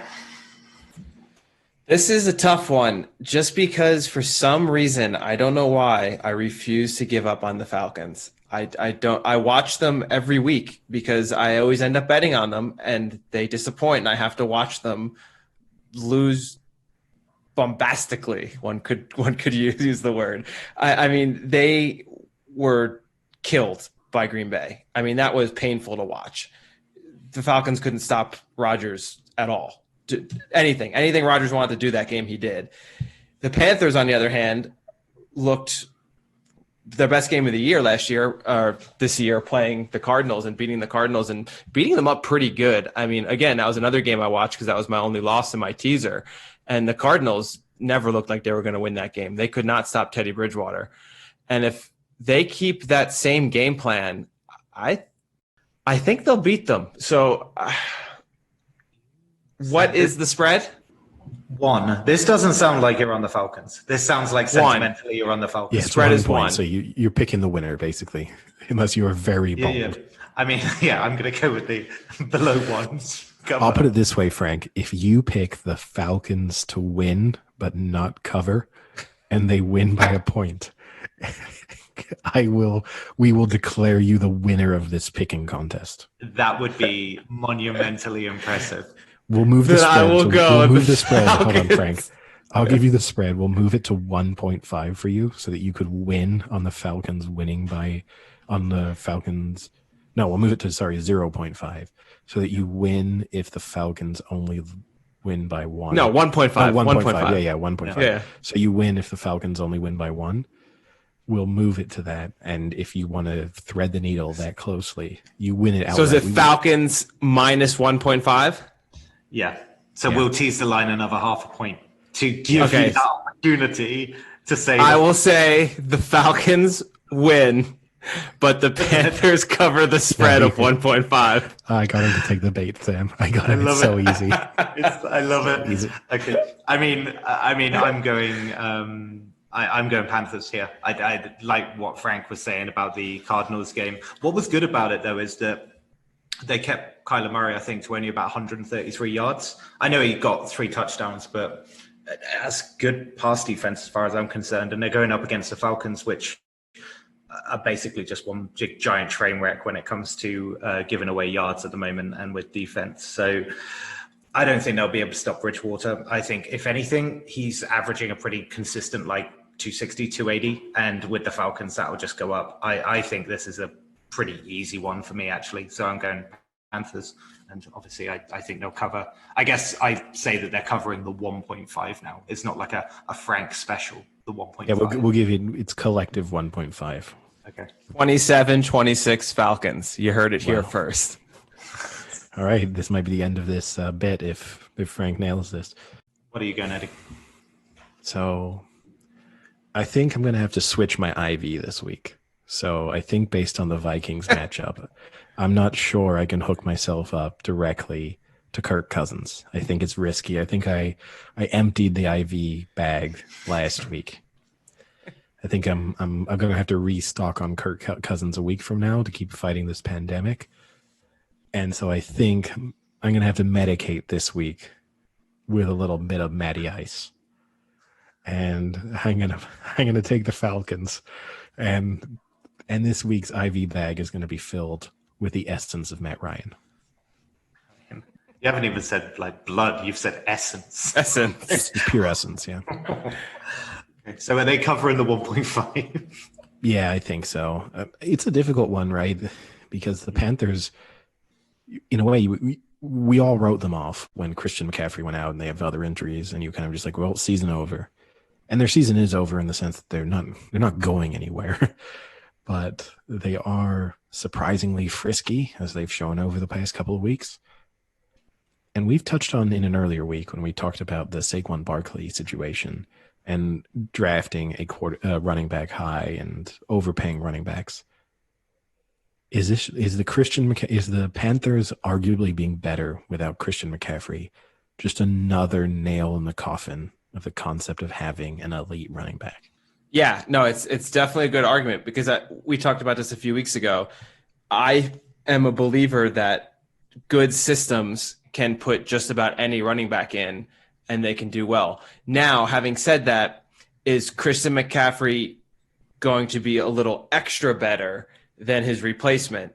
Yes, I think so. But in terms of the overall output he's going to have for for the team, like in the team's ability to win, I don't think getting an extra 30, 40 yards a game is going to win them more games. Whereas if you just have a good system that any type of running back can be successful, that's what's going to win you the games. And I still, to this day, the Steelers are the prime example. You can put any running back into that Steelers team and they will almost average 100 yards rushing and have some nice catches and get some nice touchdowns because Tomlin just has a good running team no matter what. And I think this is another example you're getting now. Yeah. We said it too, right? Like I said, the Niners, not to plug the Niners, but the Niners are a good example. Niners Nation. They can have Niners Nation. Go to it, check it out. See my podcast on Niners Nation every Wednesday. But you can just plug in, with Shanahan, you can plug and play a running back and running back by committee, and the combined they're going to pick up 100 to 150 yards and a touchdown. And having said that, McCaffrey still has the most yards on the team at 156. And also the thing with McCaffrey too is he's not just a running back, and he's also actually their best receiving weapon typically. So in a way, you could say that you could convert Christian McCaffrey from a running back to, say, a slot receiver, and he'd probably be their best wide receiver. What a slap in Robbie Anderson's face, Eddie. Yeah, I've just whipped Liam Hendrick's dick out and just put it right across his face. As soon as Frank said that, I knew you were going to bring a dick into that. Yeah. He's got it on the mind. Let's be serious. He just hung out with Vasilis, so we know why he's got it on the mind. Namaste. Oh, by the way, guys, Namaste. It's been a while. Namaste. I hope you're having a rested and peaceful day listening to our podcast. I hope the second half of our podcast is as great as the first half has been, guys. Sam, I just want to tell you, you're a strong, beautiful man. A strong, independent man. Not independent. You're codependent. I'm saying you're a strong, codependent. You're a strong, needy man. Great. All right. So I just had to recheck that because I looked at the Panthers Falcons and we've both taken the 1.5 there, Frank. So just wanted to triple check that you're doing the 1.5. Yep. Okay. I love the next game. Bengals at Ravens, and the Ravens are 12.5 favorites. Now, oh, that sweet mouth. Sweet mouth. I am saying it now. Baltimore are winning this game, but they are not covering that spread. I knew that was coming. So there's a bit of history in it. There's a bit of history in it in the fact that they don't lose that badly, the Bengals. Every time they've lost this season, they haven't lost that badly. If they win this, then technically they're 2-1-1, which isn't bad. Sorry, if they win this, they'll be 2-2-1. 2-2-1, sorry, yeah, which isn't that bad. But also the thing is, they've yet to lose against the spread, right? Yeah, they've yet to. They had the one push. They had the one push. Yeah. So the thing is, I think they're getting better every week. I think Burrows is putting up a pretty good partnership with Boyd and Mixon. But also, I looked at the Ravens, and the thing that's going against the Bengals is that their run defense is pretty bad, which is ultimately probably what's going to cost them in this game massively. But the thing is, one of the issues that Burrows has been having is that the amount of sacks that he's letting up. And sex? Did you just say? No, sacks, you donut. Yeah, he's letting up too much sex. The issue that Joe. The big issue that Joe Burrow has is he doesn't know how often Sam is picturing having sex with him. Brilliant. But the thing is, right, the Ravens have only got 9 sacks in 4 games. And so I think Burrows is going to have more time. And I think that's going to help him. And I think the Ravens will win, but I just don't think they're going to win by 13 or more. So I'm going Ravens, but I think the Bengals will cover that spread. I am going to disagree with you here a bit in that whilst the Ravens have not had a ton of sacks so far, they've been up against QBs who are maybe not always the easiest to sack. And now they're up against the QB who is arguably, not because of his own personal performance, but because of the line protecting him, the easiest to sack in the league. And I think they're absolutely going to make hay this week. So I think the amount of pressure the Burrow is under is going to be even more than he's faced in previous weeks. Okay. The big question mark here is Lamar Jackson, and will he play? Because he's missed 2 days of practice so far. The first time in his career he's sat out back-to-back days. You bringing this up? Why? Yes, but when you read the reports, the Ravens are saying they're not concerned that he won't play. But obviously when you do have a quarterback, particularly a knee injury, which is what he's missing playing time for, and when you have a mobile quarterback like him, you have to have an element of concern that A, will he play? B, if he plays, will he be limited? Will he, in terms of what he does normally? And C, if he does get hit when running with the ball, are you looking at the prospect of him being taken out of the game early? And also, even with a spread as high as this, 12.5 points, are you even just looking at Ravens are up by 18 at the beginning of the 4th, and RG3 comes in? So even if he's fully healthy, are you maybe looking at Lamar getting pulled earlier in the game and how that could impact a spread as high as this? All that being said, I'm very confident that the Ravens will win. As Frank knows, I picked them in the survivor pool that we do. I've picked the Ravens as my pick this week. So I'm considering them in a sense my safest pick of the week in terms of just straight up winning. 12.5 is high. But assuming that Lamar Jackson plays, I'm going to take the 12, and the Ravens are going to cover. When you say assuming he plays, I'm not going to give you a change of pick if he doesn't. No. I'm gambling on the fact that he plays in terms of making that pick. And so arguably I would say in a way the safer pick is taking the points, because if he doesn't play and say you're getting 12.5 points, can RG3 cover 12.5 points? Becomes a little bit questionable. Can RG3 score 12.5 points? No, RG3 is going to put on a show. Eddie, if Lamar Jackson doesn't play, how much less confident are you in your survivor pick? It doesn't change my confidence in them straight up winning all that much, actually, because I think the mismatch is everywhere else. I actually don't think the quarterback is that big of an issue there. Okay. I'll take the Ravens to win, but I am all on the Sam Bengal train, and I am taking the Bengals to You cover. say Bangle? Bengal. Well, it sounded like you said the Sam Bangles train. Who's he? You start playing Walk Like an Egyptian or something there. So you're going Bengals to cover 12.5. Yeah. So bit of breaking news: the Broncos-Pats game has been moved to Monday. You're going to have such a stacked midweek schedule. Oof, I love it. The only thing better than football on Sunday, Monday is football on Sunday, Monday, Tuesday. The only killer I just wish, we talked about this coming into the season, right? They should have predicted this in a way. And we talked about, like, why were they not going to schedule Thursday, Friday, Saturday, Monday, Tuesday games? And Sunday, obviously. But, like, why not have scheduled that in the first place? Allow them for the flexibility. In the same way now it's hard to flex a game from like Sunday to Tuesday normally, but it would have at least opened up. You know, the other thing that annoyed me too is when they even moved the Chiefs-Patriots game last week. I wish they had made the Chiefs-Pats game earlier so that they weren't overlapping at any point. Like, why couldn't the Chiefs-Pats game have kicked off 90 minutes earlier so that you watched one game and then you watched the other? I did see that. It's annoying. Apparently, they've moved the Monday game. I didn't see when the time was slated, but apparently they don't want to clash with the Saints game. So maybe they learned from that. So that's nice for all of us in Europe, because having an earlier Monday game is a dream come true. Jaguars at the Texans, coachless Texans. They've still given the Texans 6 points. Coachless. It's not like they're just a bunch of like rebels running around the field now. But they fired O'Brien. So some of us would say they have been coachless for at least 2 years. So Texans are still 6-point favorites. So what do you think?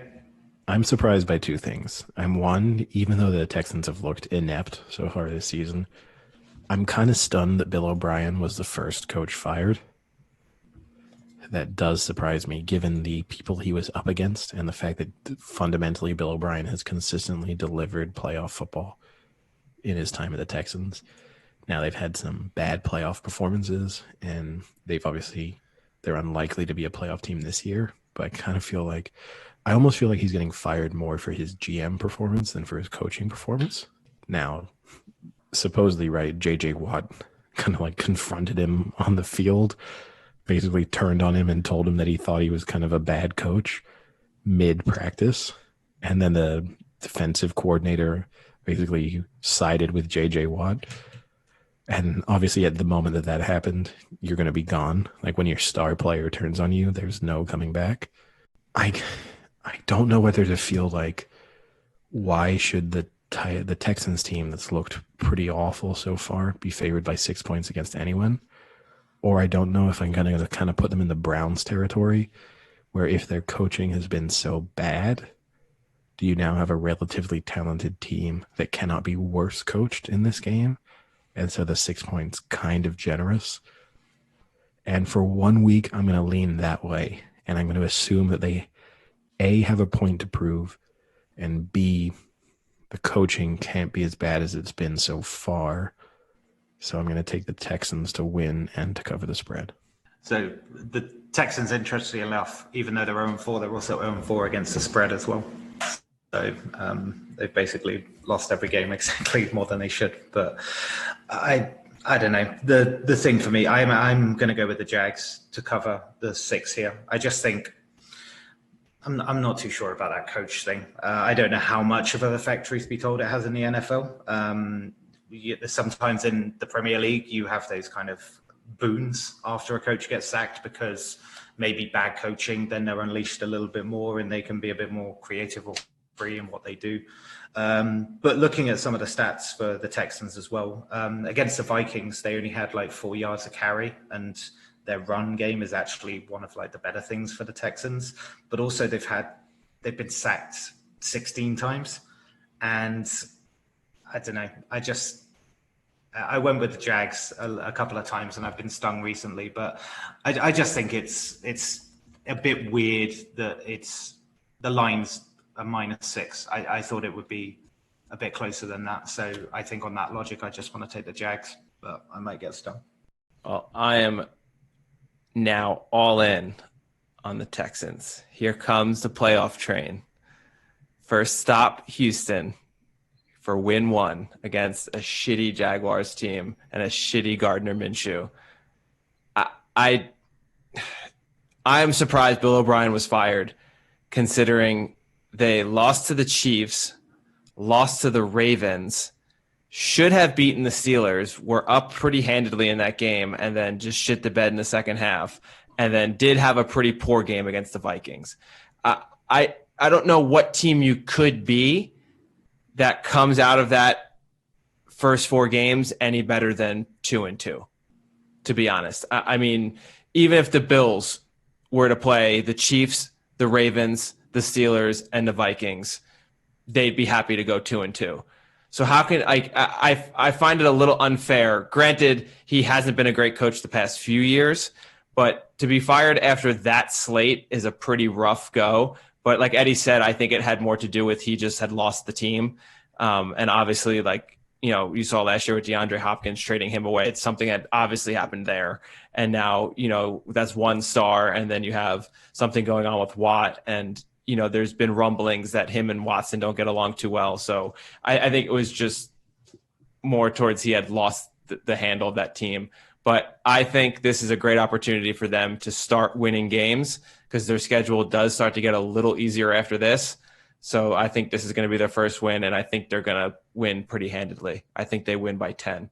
Yeah, I mean, I agree with you. How good of a record could the Texans expect to have? Actually, now, real quick, Eddie, before I jump the gun, having said that their record's going to get easier, after Jacksonville, they then play an undefeated Tennessee team and an undefeated Green Bay team. So it doesn't get easier yet. But I think, you know, if they can win 2 out of the next 3, then they've got a chance to really rebound this team a little.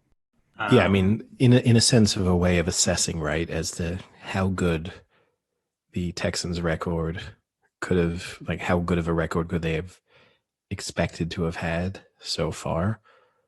When I look back on our picks, I have predicted the Texans to lose every week. And if you two had been right, they would have gone 2-2. So if you kind of look at it from that perspective, it kind of agrees with what you said, that even if you were optimistic about how good they are, they're a 2-2 team. If they're 1-3, is he losing his job? The thing is, I think fundamentally, if I am the owner, or even if I'm on the team, the Dwayne Haskins trade is why I'm out on him. I think he's losing his job as a GM. They traded Dwayne Haskins? I mean, sorry, not Dwayne Haskins, Hopkins. No, what a great trade that was. They traded away Dwayne Haskins. They just traded for Dwayne Haskins. They just traded for him. Breaking news. They just traded Watson for Haskins. Straight up. In fact, they sent over a first-round pick with it. Yeah, that was his parting gift to the Texans. He was like, "Oh, when am I officially gone as GM?" They're like, "You have till the end of the day." And he was like, "Hold on, let me call Washington really quickly." Speaking of Washington and Haskins, Rams at Washington, and Rams are 7-point favorites. Now, also speaking of people who I think have been kind of hard done by here, I don't get what Washington have done with Haskins. I don't get why you have a young quarterback, played very few. I think he's played 13 games so far in his career, something like that. You've drafted him high. I don't get how you know you're not going to be good this year. Why don't you give him the full season, have a full sense of exactly how good he is or how bad he is? Worst case scenario, he's bad, and you have a nice draft pick, and you're replacing him with the draft pick that you earned from his incompetency. But the idea that you let him play 4 games and then you pull the plug on him, so now basically he has no trade value, he has no value within the team. There's no way to bring him back. He's 3rd choice quarterback now. It's, to me, I just don't get what you're doing. Like, just keep the guy going and just keep losing games. You're not good. And so to round that off, I'm taking the Rams to cover the 7-point spread. Yeah. So I'm also going Rams. I agree. I mean, The thing about Haskins is even when he came out, pretty much everyone had said he needs time to still develop.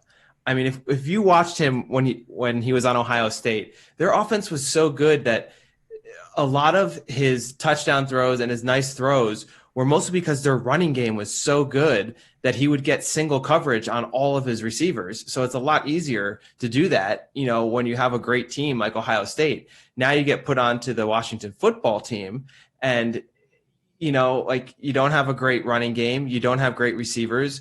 You don't have a great O-line. So he needed time to develop. I think the disservice to him was that they put him in too soon. He was not ready to be an NFL quarterback when they put him in. And the major issue then is this year you bring in a brand new coach with a brand new system. You don't really have a training camp. You don't have preseason. And then you're throwing him to the wolves on a shit team with a brand new playbook. There's no chance he's going to make it. I mean, I don't think there are many QBs in the league that could do that well, with no preseason, full new team on that shitty of a team. So I agree. I don't know what you do with him from here. Do you bring him back towards the end of the year? Maybe. I don't know. I'll tell you what's not the answer. Who they're putting in? What, Kyle Allen? Yeah. Yeah. 12 games last year he started. He had 16 interceptions. He averaged over an interception a game. I mean, no, thanks. I'm not taking that. I'll take the Rams all day. It's also even worse, right? Because if I'm a player, a Washington player, it just seems like a head coach in Ron Rivera has come in, and he's obviously brought in other coaches along with him, other staff, and they've just ended up giving the job to a quarterback that they've worked with before, which is basically what they've done. Like they've given Haskins just enough time to lose enough games, and then said, and you can't. Here, when Haskins, tough one for me. Hey, they've given him just enough time to lose enough games, and then said, hey, we're now going to give it to this guy who we've previously worked with in Carolina. What is there to like about him? Yeah, I mean, I think the better thing would have been to start Kyle Allen and put Haskins on the bench and say, listen, it's a brand new playbook. We didn't have much time to get you, acclimated and things like that. We'd rather you sit out the first 4 or 5 games, learn the playbook a little better, see how shitty Kyle Allen is doing, see what he's doing wrong, so maybe you can come in and correct it, and then bring him in, a quarter of the way, halfway through the season, and see how it goes, versus starting him and then taking him out to put in a QB who sucks. I mean, he knows the offense well. Oh, yeah, great. He knows the offense well. He threw 16 fucking interceptions in 12 games. Yeah, he has a great handle on the offense. Like, I mean, that's such a slap in the face to Haskins. If they had done it the other way, I think he could at least still be a tiny bit confident, versus now, I mean, this kid's done.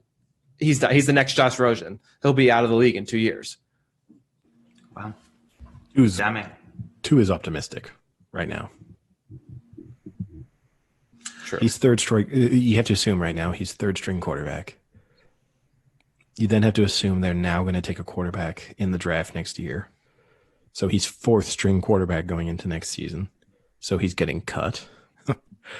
And also they can't cut Alex Smith, right? I actually don't know how long Alex Smith has left on his contract, but Alex Smith has a fully guaranteed like $20 million a year contract. So Alex Smith isn't getting cut as long as his deal is there.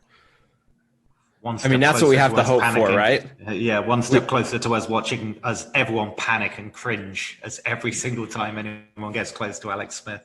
I just want to see him have a chance. I just want to see a chance. I want to see him go out there and potentially do well. It'd be so awesome to see. Yeah, I mean, that's almost the worst thing. In a way, if they'd given the job to Alex Smith, you could have spun it as like, look, this guy was the starting quarterback. He's worked so hard to get back. The team isn't going well. We need a real leader. Everyone within the team loves Alex Smith. We're going to give him a go. If it doesn't go well, then we'll give the job back. You could have spun that, and I would have actually believed that and been fine with it. But the fact that you've still not given it to him and you've just given it to a random other shitty quarterback is like, okay, this makes no sense. Next one's pretty much a gimme. Raiders at the Chiefs, and the Chiefs are 11-point favorites. I haven't really got much to say on this one. I think it's a pretty simple matchup. So I've gone Chiefs and to cover the spread. I think the Raiders are pretty terrible. Don't know what you guys think, or if it's that close book, open book. Well, I definitely think the Chiefs to win. I think that's a pretty safe bet. The points, it's a lot of points. We can go back to last year when the Chiefs played the Raiders and they beat them 40-9. So if we get that game again, then that spread's going to look pretty ridiculous, only being 12.5 or whatever it is. My issue is right now the Chiefs are doing that really annoying thing teams do where they seem to play down to their opponents. So they needed overtime to beat the Chargers, and then they played, 3 pretty shitty quarters against a decimated Patriots team. One could call them frail. So if that team comes out, if they keep doing that consistently, it's going to start to make me a little nervous. But I'm going to say this week, Andy Reid puts down the cheeseburger and says, listen, guys, we got to step it the hell up. This is not going to fly. And I think they come out and they put up 40+ against the Raiders and they blow them out of the water. Yeah, I mean, I agree with you. The worrying thing about the Chiefs right now and taking them in a big spread is the fact that they seem to be in do just enough mode. And they're kind of in cruise control. We're Super Bowl champions.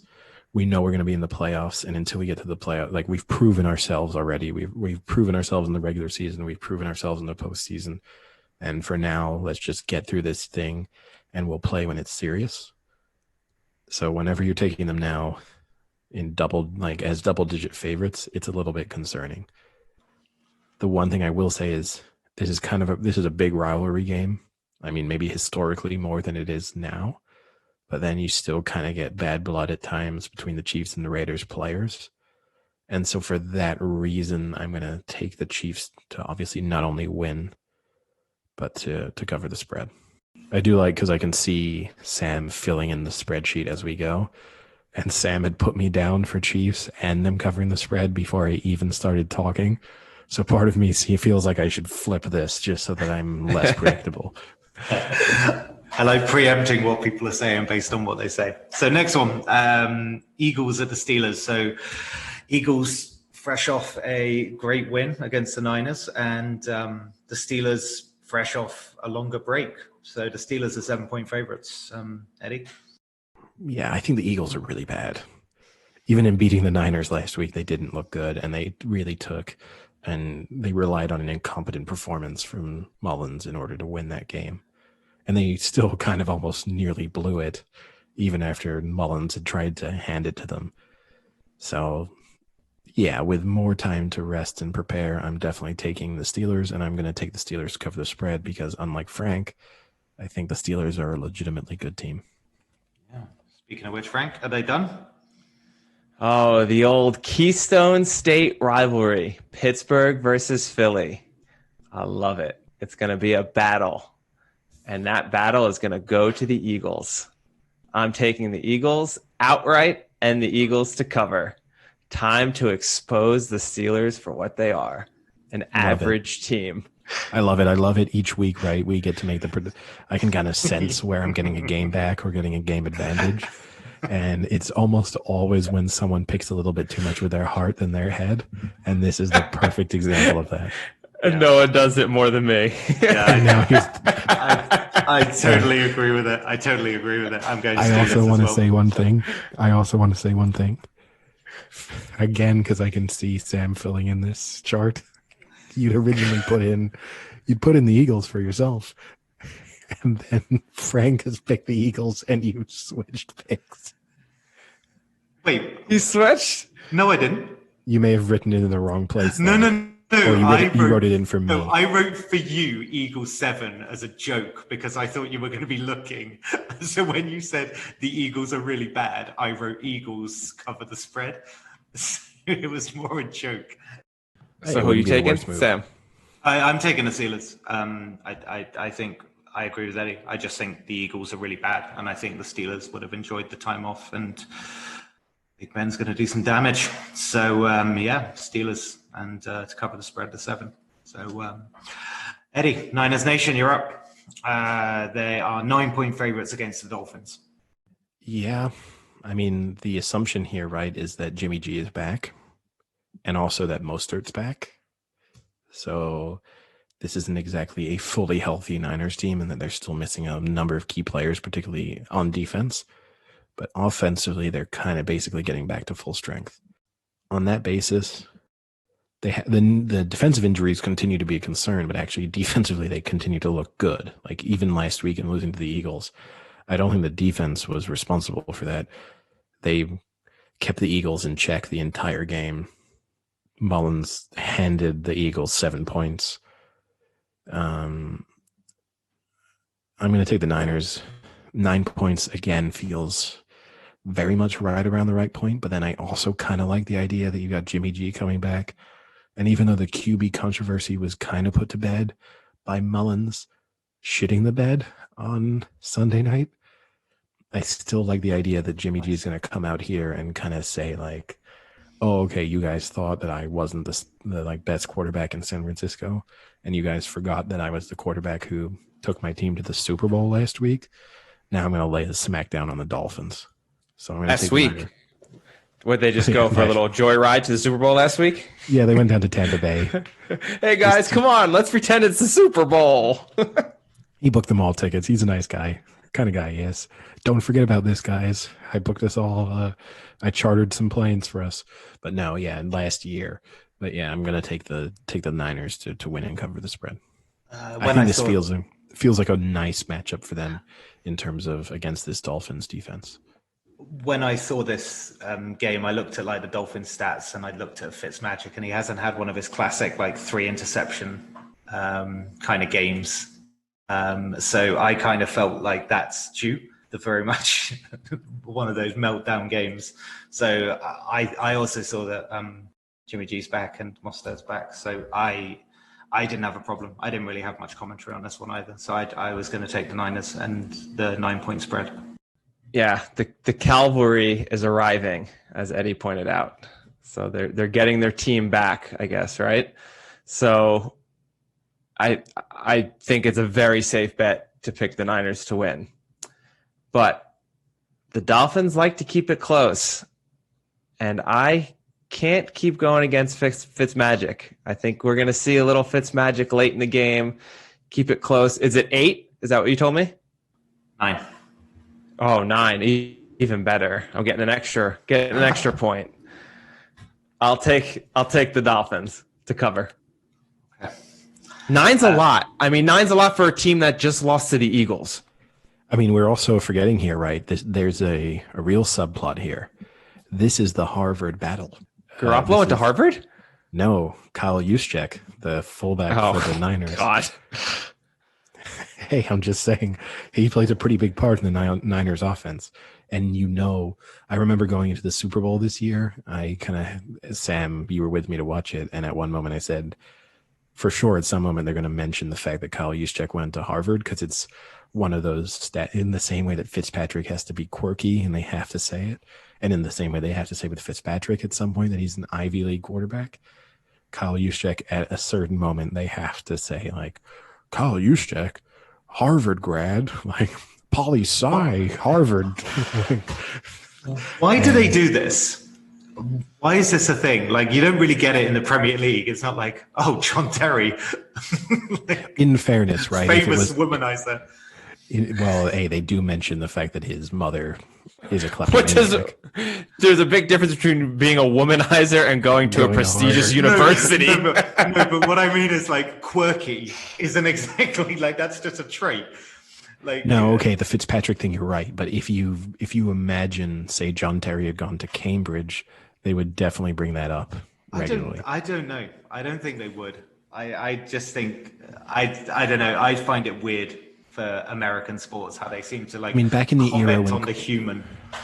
Back in the era when cricketers went to university, which wasn't that long ago, right?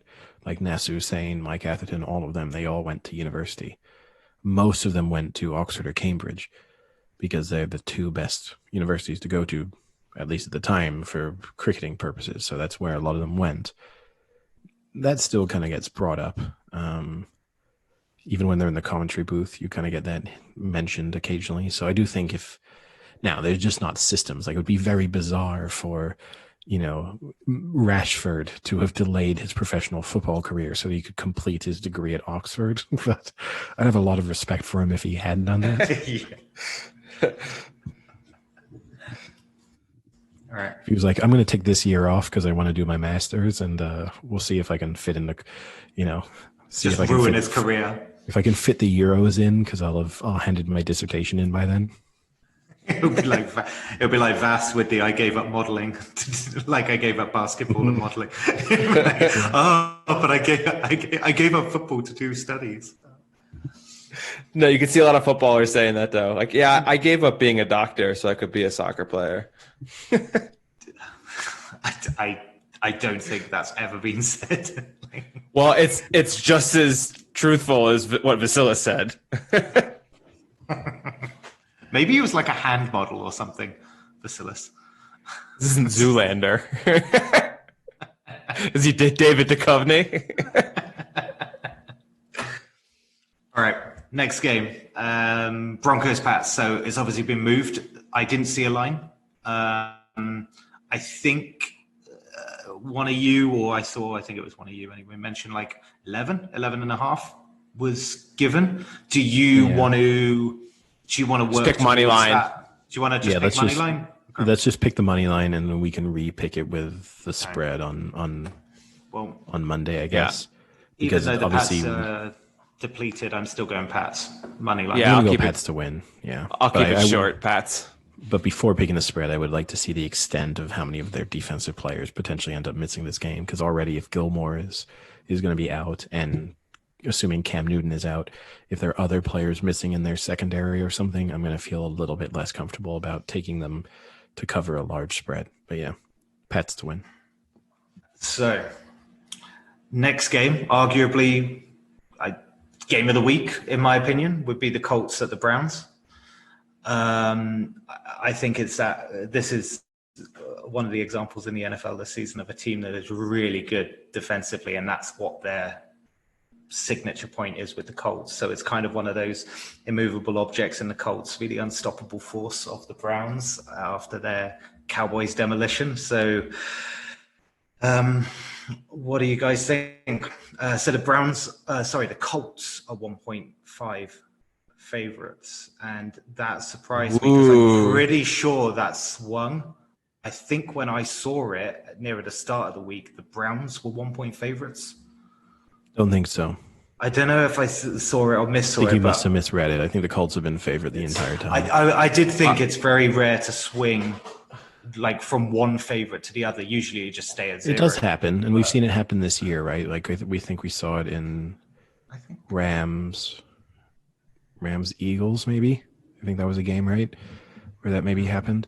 But it happens. But this is a really tough one for me because the Browns might be. I think both of these teams fall into the sort of like bad good team or good bad team category, in the sort of like playoff teams but aren't that great. And the Browns in that category is probably the team I'm most optimistic about, and the Colts are the ones that I'm least optimistic about.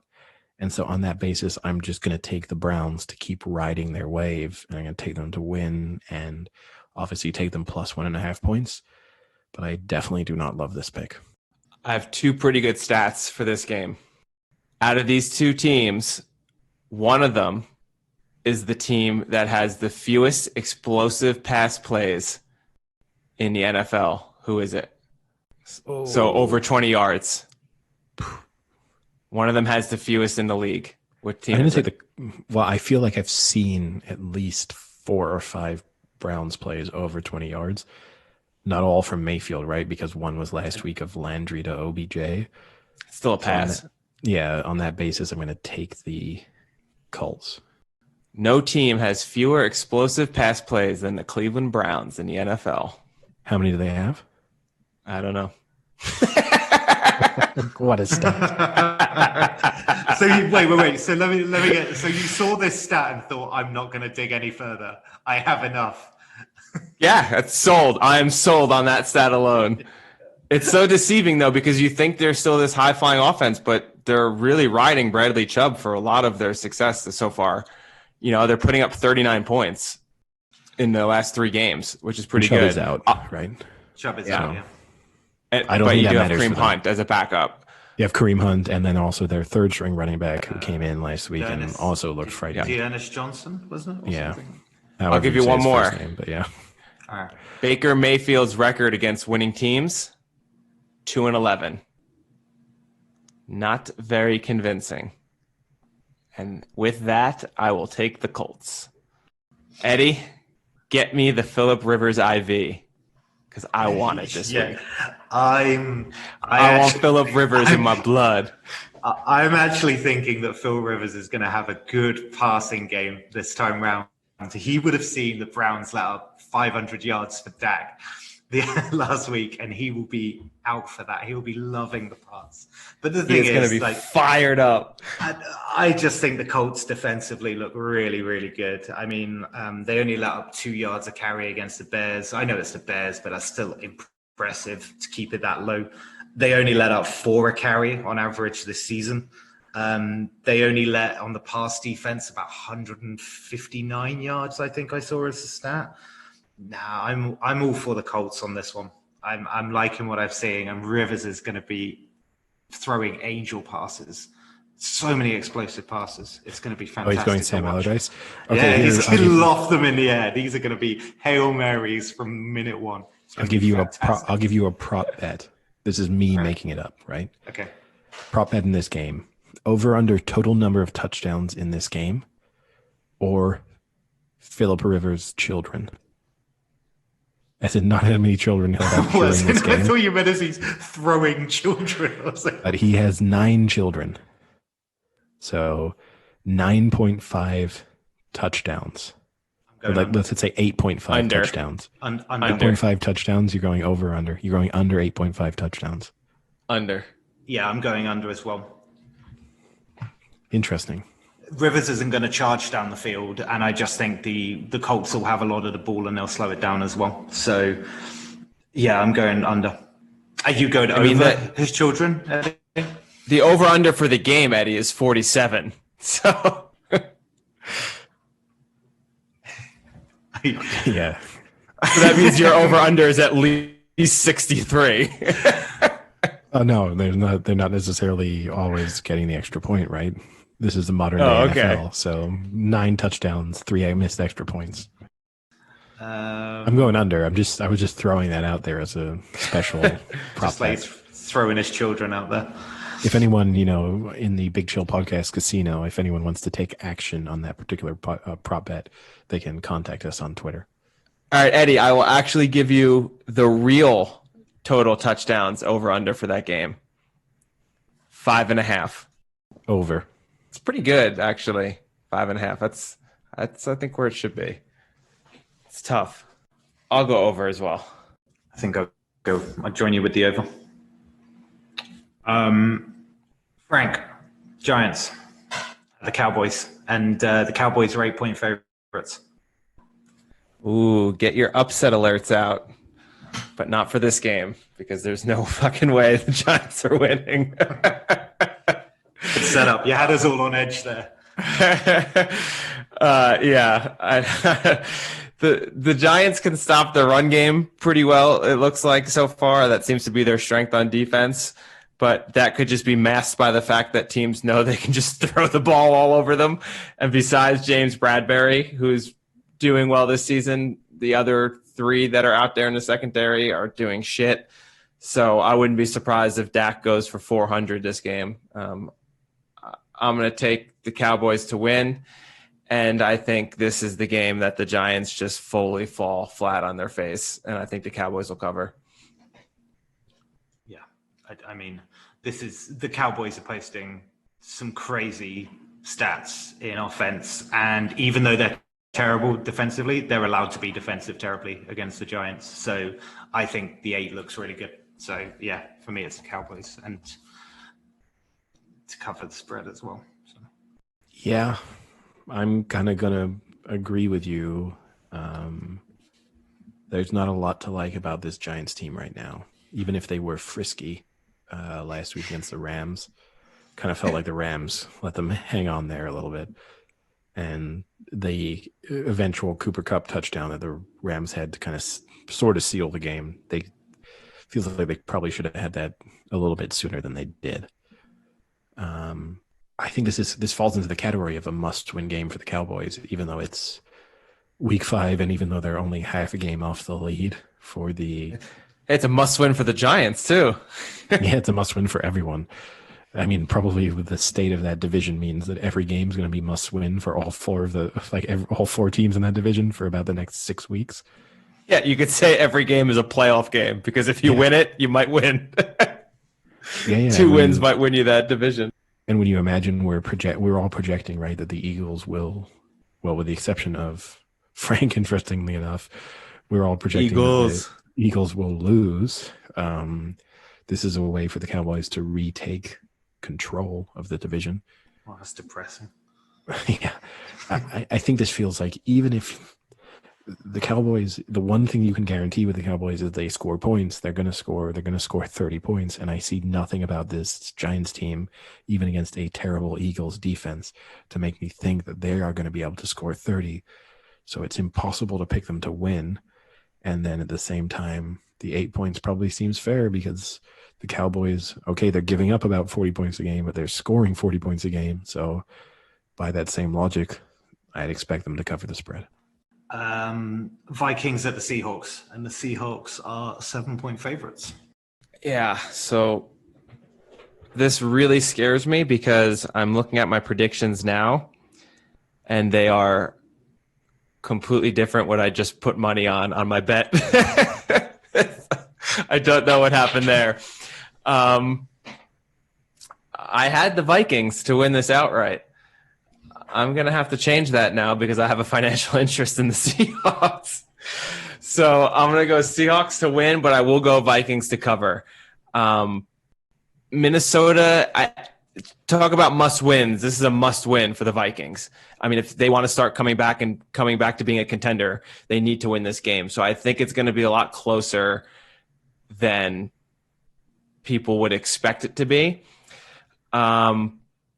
And another good stat I had is people think Russell Wilson is the deep thrower. Kirk Cousins actually has thrown more deep passes than Russell Wilson. So he's looking to go deep. If he can just get Justin Jefferson to keep catching them, I think they're going to keep it close. So I'll go Seattle to win, Vikings to points. I like that we're going to be able to coin you as like deep pass Duca on your stats here. It's like the one stat you have at hand. Yep. Somehow it just keeps popping up. Well, guys, I know I said that the Cousins IV bag was empty after last week, after a historic win for the Vikings and 2 weeks in a row covering the spread, and just replenished my body with all of the nutrients it needs to survive. But I am going to squeeze the final drops. In one arm, I'm going to have the fresh IV from Matt Ryan, but in the final arm, I've still got just a little bit of juice left out of Kirk Cousins. And so whilst he's not going to win this game, he is going to cover the spread. So I'm going to take Seahawks to win, but Vikings +7. I'm still captivated by what you were saying. It's almost thrown me off. But nope, I disagree. In Russell we trust, and I was stung last week by going against the Seahawks. How did you not just do in Russ we trust there? I don't know. I can't be asked. It's late. Why didn't you just let Russ cook? That's all you got to do. Doing exactly that. So I'm taking the Seahawks, but I'm going with the spread, and I think they'll cover it. So last but not least, Chargers at the Saints, and the Saints are 8-point favorites.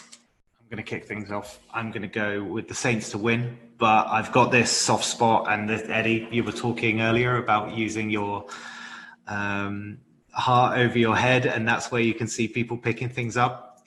I always have this thing with my picks that I like to think that the Chargers are a pretty decent team and they can cover the spreads when they do, and then they go and do what they did against the Panthers, which annoys me. But I just think the Saints feel a little inconsistent for me, and I just think 8 is a little bit too high for me. So I'm going to say that the Saints win, but the Chargers cover the spread. So Justin Herbert is officially the starter Yeah. for the Los Angeles Chargers. That was announced today. While I am all over the Justin Herbert train, I'm going to go with the Saints, and I'm going to go with the Saints to cover. And this is, for me, this is the Saints are back game. And either we're going to see that, and that's going to be true. The Saints are going to be back, and they're going to win in a good fashion here, or they're not, and I am officially done with the Saints for this year. So I think this is the game that they need to start proving that they are the team that can go to the Super Bowl, go to the NFC Championship, and beat up on teams that should be beat up on, like the Chargers. Yeah, I'm going to join you in a sense, the same logic. This is the litmus test of how real the Saints, because there's no reason for them to be losing this game if they are the Saints that we expected them to be. So I'm going to take the Saints to win, and I'm just going to give them one more chance to cover a halfway decent spread. So I'm going to take them to cover the 8 points. And there we have it.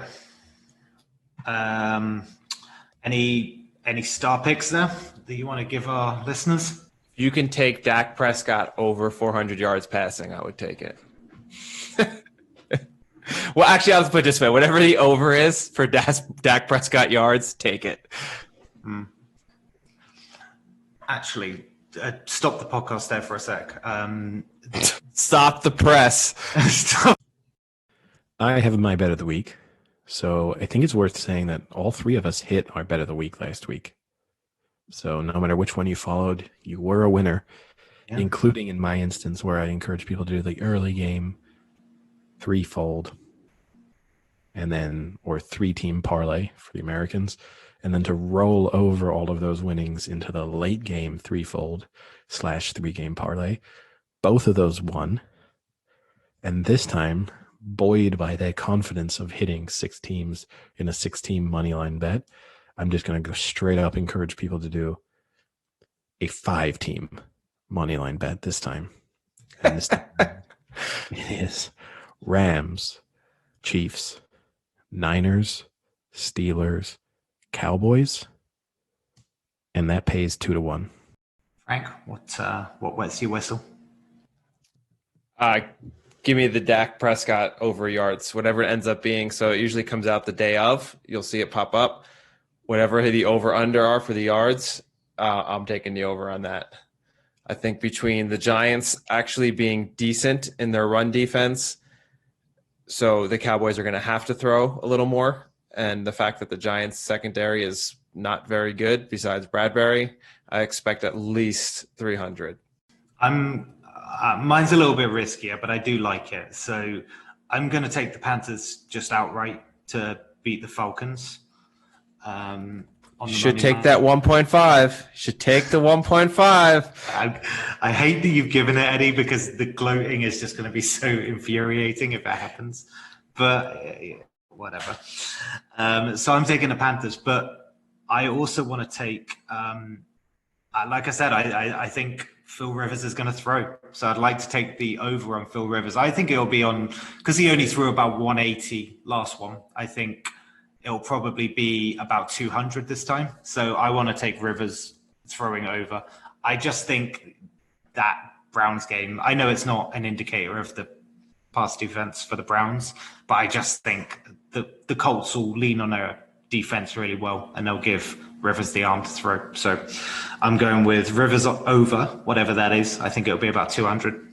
But and then the Panthers outright. All right.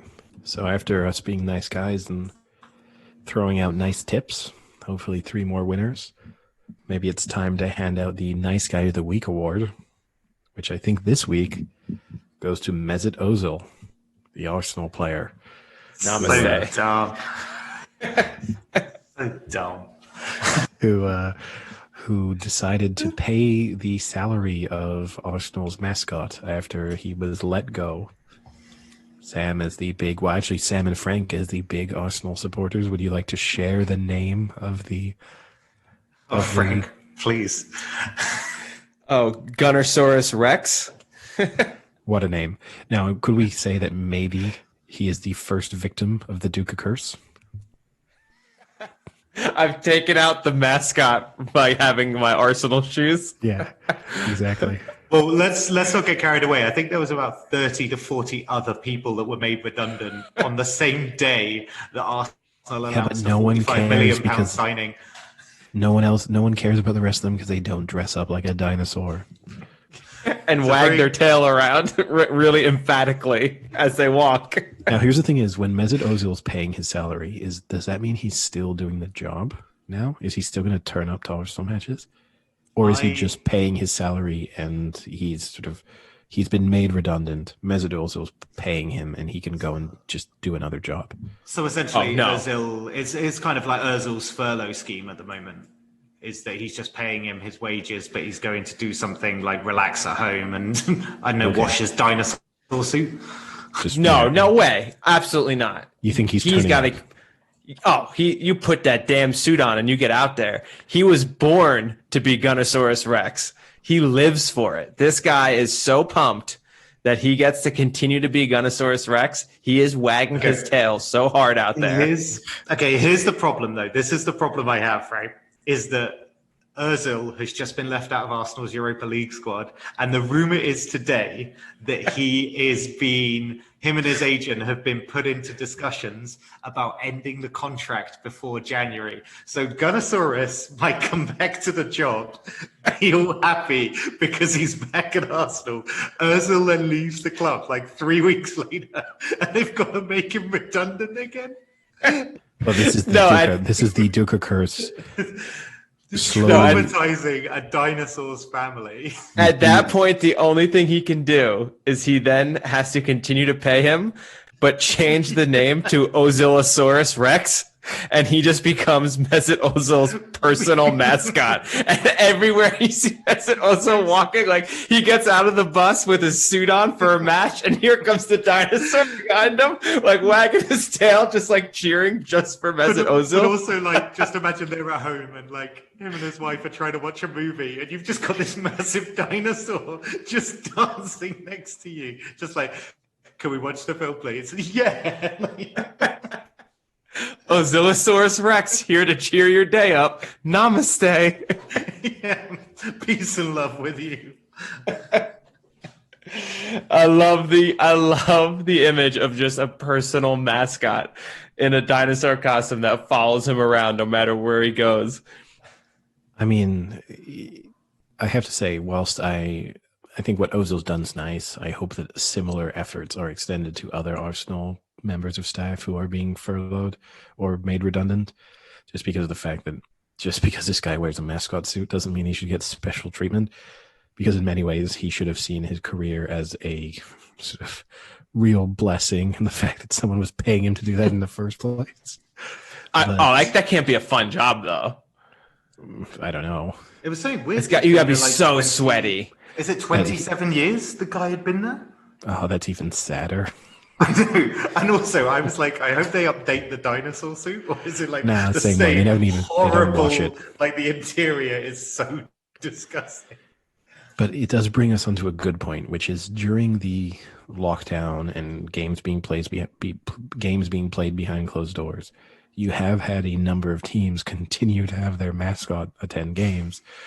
I've been watching, for example, baseball games where the mascots still turn up, and you still have these are full adults being still paid to go and put on mascot suits in empty stadiums and sit there. And even in some stadiums, the conditions were such where they weren't even allowed into like the lower ring of seats. So these guys were sitting in like the upper deck of stadiums, still dancing like idiots just for no one. Oh, wait, why did they have to dance? Because every once in a while the camera would still cut to them. So he would just, you'll see they're just sitting in the seats spectating alone for most of the game. But then the camera would cut to them and they have to like start dancing or something. I can imagine just the camera panning to them and they've got their feet up like having a cigarette through the mascot's mouth. No, and then they just panic and look and he just like shoves their head back on. Yeah, just the head full on off. I know you think this point, but I don't get mascots. Like, I don't get any sort of kind of like atmosphere that they create or euphoria or a feel-good factor watching, like, so for Arsenal, watching a fat dinosaur wave to a crowd. I just don't get it. I just look past it and I realized that there is a grown man like doing that. Right? Let's not discriminate. Yeah. Okay. Sorry. That's again hypocritical from you, but fine. If you're a woman out there and you're currently struggling with your mental health, particularly maybe if you are a female mascot and you've just lost your job, namaste. You're strong. You're beautiful. You'll find something.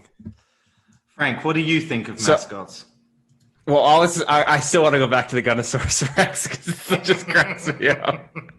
So the other thing I wanted to bring up, if I can get it pulled up here, there was a GoFundMe page to keep the salary. And on the GoFundMe page, it said basically, let's chip in to get the money to keep Gunnosaurus Rex his job because he's had it for 27 years. It didn't say the person in the suit. It literally was just talking about Gunnosaurus Rex as if all they want is just the mascot to stay. They don't give a shit about the real person inside the suit, which makes it even better is that they're putting all the money to just keep the mascot there. No, you want to know, do you want to really know No, before Sam you say was this. right. No, okay, go ahead. Before you say this, the really sad fact about that is that's a bunch of racist, bigoted North Londoners who simultaneously will be like, my tax dollars are not going to Syrians paddling across oceans to try and escape conflict. But meanwhile, they go, oh, I do have to give money towards this guy who dresses up in a dinosaur suit, though, because we can't have him try and find another job. Yeah, the GoFundMe page says Gunnosaurus has been the Arsenal Club mascot for 27 years. He's a club icon and we cannot let him become extinct. So it's clearly just talking about the dinosaur and not the person. How much money? Raised? They had already raised almost 9,000 pounds. I don't know when this was though. That was 2 days ago, so it's probably up to 15 now. But Mesut Ozil had said it's so sad that, and then he named the person, aka our famous and loyal mascot Gunnosaurus, has being made redundant after 27 years. Yeah, so I think that person has been the mascot for 27 years. Jerry, should we get Jerry on? Yeah, we can try. I mean, Mesut Ozil he's got a special place in my heart just because I think he has one of the best football chants. Admittedly, usually from opposition teams, but the football chants about Mesut Ozil, his eyes are offside, I think is one of the best chants. To me personally, the three that hold just a special place is the Mesut Ozil, his eyes are offside, the Chimbonda wears bananas on his feet. I have taken so long to get that song out of my head, and now you've brought it up. Which admittedly was affectionate and Chimbonda enjoyed, even if it was extremely racist. And then the third one was the Van Persie when the girl says no, molest her, which I think again is just incredible. For context, Frank, you only know Robin Van Persie towards the latter end of his career, but early on in his Arsenal career, he was accused of raping a girl, which was the moment at which the Van Persie, when the girl says no, molest her chant came about. And it was hard to beat. That's pretty good. But overall, mascots, they're a strange group of things. Here's a question. Here's a question for you. What's sadder, the mascot or the fake fan cam interaction thing? When they do the setup of the kiss cam point cuts to the boyfriend and he doesn't kiss her and then she kisses the other guy and it's all fake, it's all been paid for. Wait, those are fake? I don't know if you're being Day ruined. What is sadder? Are they all fake? Almost all of them are fake, yeah. Wait, that's sadder. That's more sadder because you actually see the Frank, human. are you being genuine right now? Yeah. I didn't think they were all fake. There had to be a real one in there once or twice. I'm sure the first one was real, and then they thought they'd hit gold, and they've drained that well dry. That is sadder, because at least a guy in a dinosaur suit doesn't technically have to be seen as the dinosaur. Like, he could go off secretly, get changed, no one would know what happened. It's not like he comes out and he has a tail, and everyone's like, "Oh, you're Gunnosaurus because you're deformed." So, well, maybe he is deformed. maybe that's why he's in the suit. He's only felt comfortable in that suit. Well, that's the big thing about furries, right? Like, people assume furries. Wow, we've quickly got into it now. Wait, a furry? Yeah, it's the people who wear like fluffy animal costumes. They dress up as animals, and often it's quite sexual. Yeah. Wait, stop, Eddie, stop, because you kind of like went off there, and that's one that we need to make sure is good. So. Yeah, furries, the people who wear animal suits, kind of furry animal suits in often a sexual way, but also as it transpires. I watched a documentary actually on them a couple days ago, oddly enough, but don't ask me how my week's going. But in the documentary, one of the things they talk about is the fact that a lot of them are autistic or have other sort of learning disorders and stuff, and so social interactions for them are very challenging, and so they like putting the suit on because it removes like the human to human aspect of it. So for example, you don't have to make eye contact anymore, and so they feel significantly more comfortable. And also it removes a lot of verbal communication because they basically all turn into like Teletubbies fundamentally. So maybe not doing my best job of talking sympathetically about it. All I can think of anytime I hear about a furry is Entourage. That was a classic episode. But the same way it turns them into kind of like very basic physical interactions with each other. So if you struggle to express yourself, you get to just hug people or whatever, but separated by a couple feet of fur and whatever else goes on in those suits. The feet of fur. Well, they're pretty fur. big. It's like a whole costume. It's like they put in like a teddy bear costume. Okay, I thought you somehow meant like a couple of feet deep of fur. Like they are. Yeah, but they're like those thick. They're like big, like big. It's like a Teletubby costume. It's like a Teletubby costume. So if you imagine a human feet. Well, if you imagine how far do you think the person? Feet, but you would. If you imagine the width.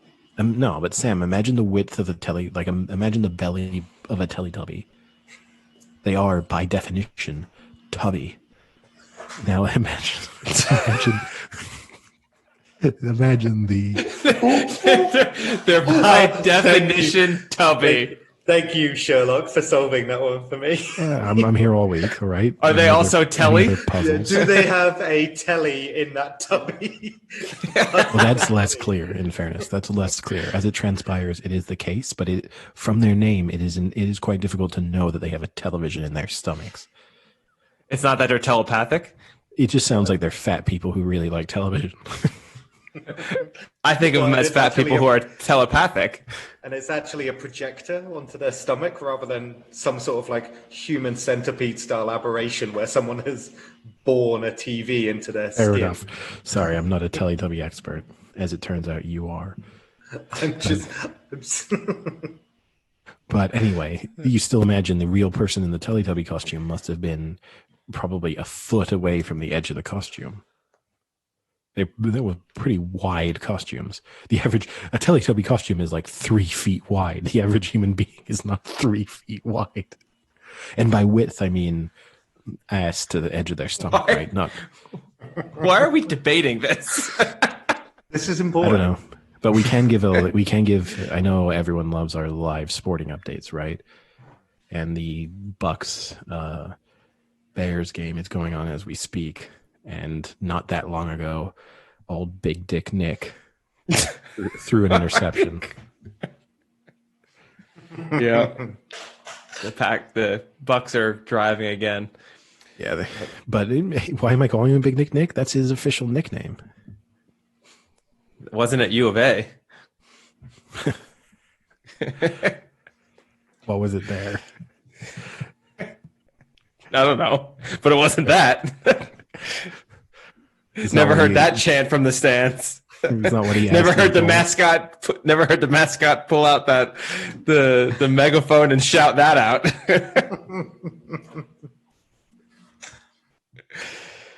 All right.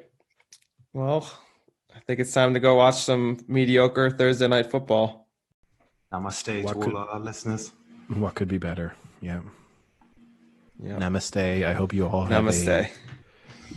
have a healthy week. That your mental state prospers over the course of the next couple of days. That you have a restful weekend. That you take all the time that you need for yourself to become a better person day by day. That you don't let the struggles and the weight of the world get you down. It's a good word that always comes up with those types of people. Cherishing each other. Sam, Eddie, I cherish you guys. I feel blessed to have the opportunity to speak to you a couple of times a week. Oh, yeah. I value this partnership that we have. All right. Well, talk to you boys later. Namaste. Namaste.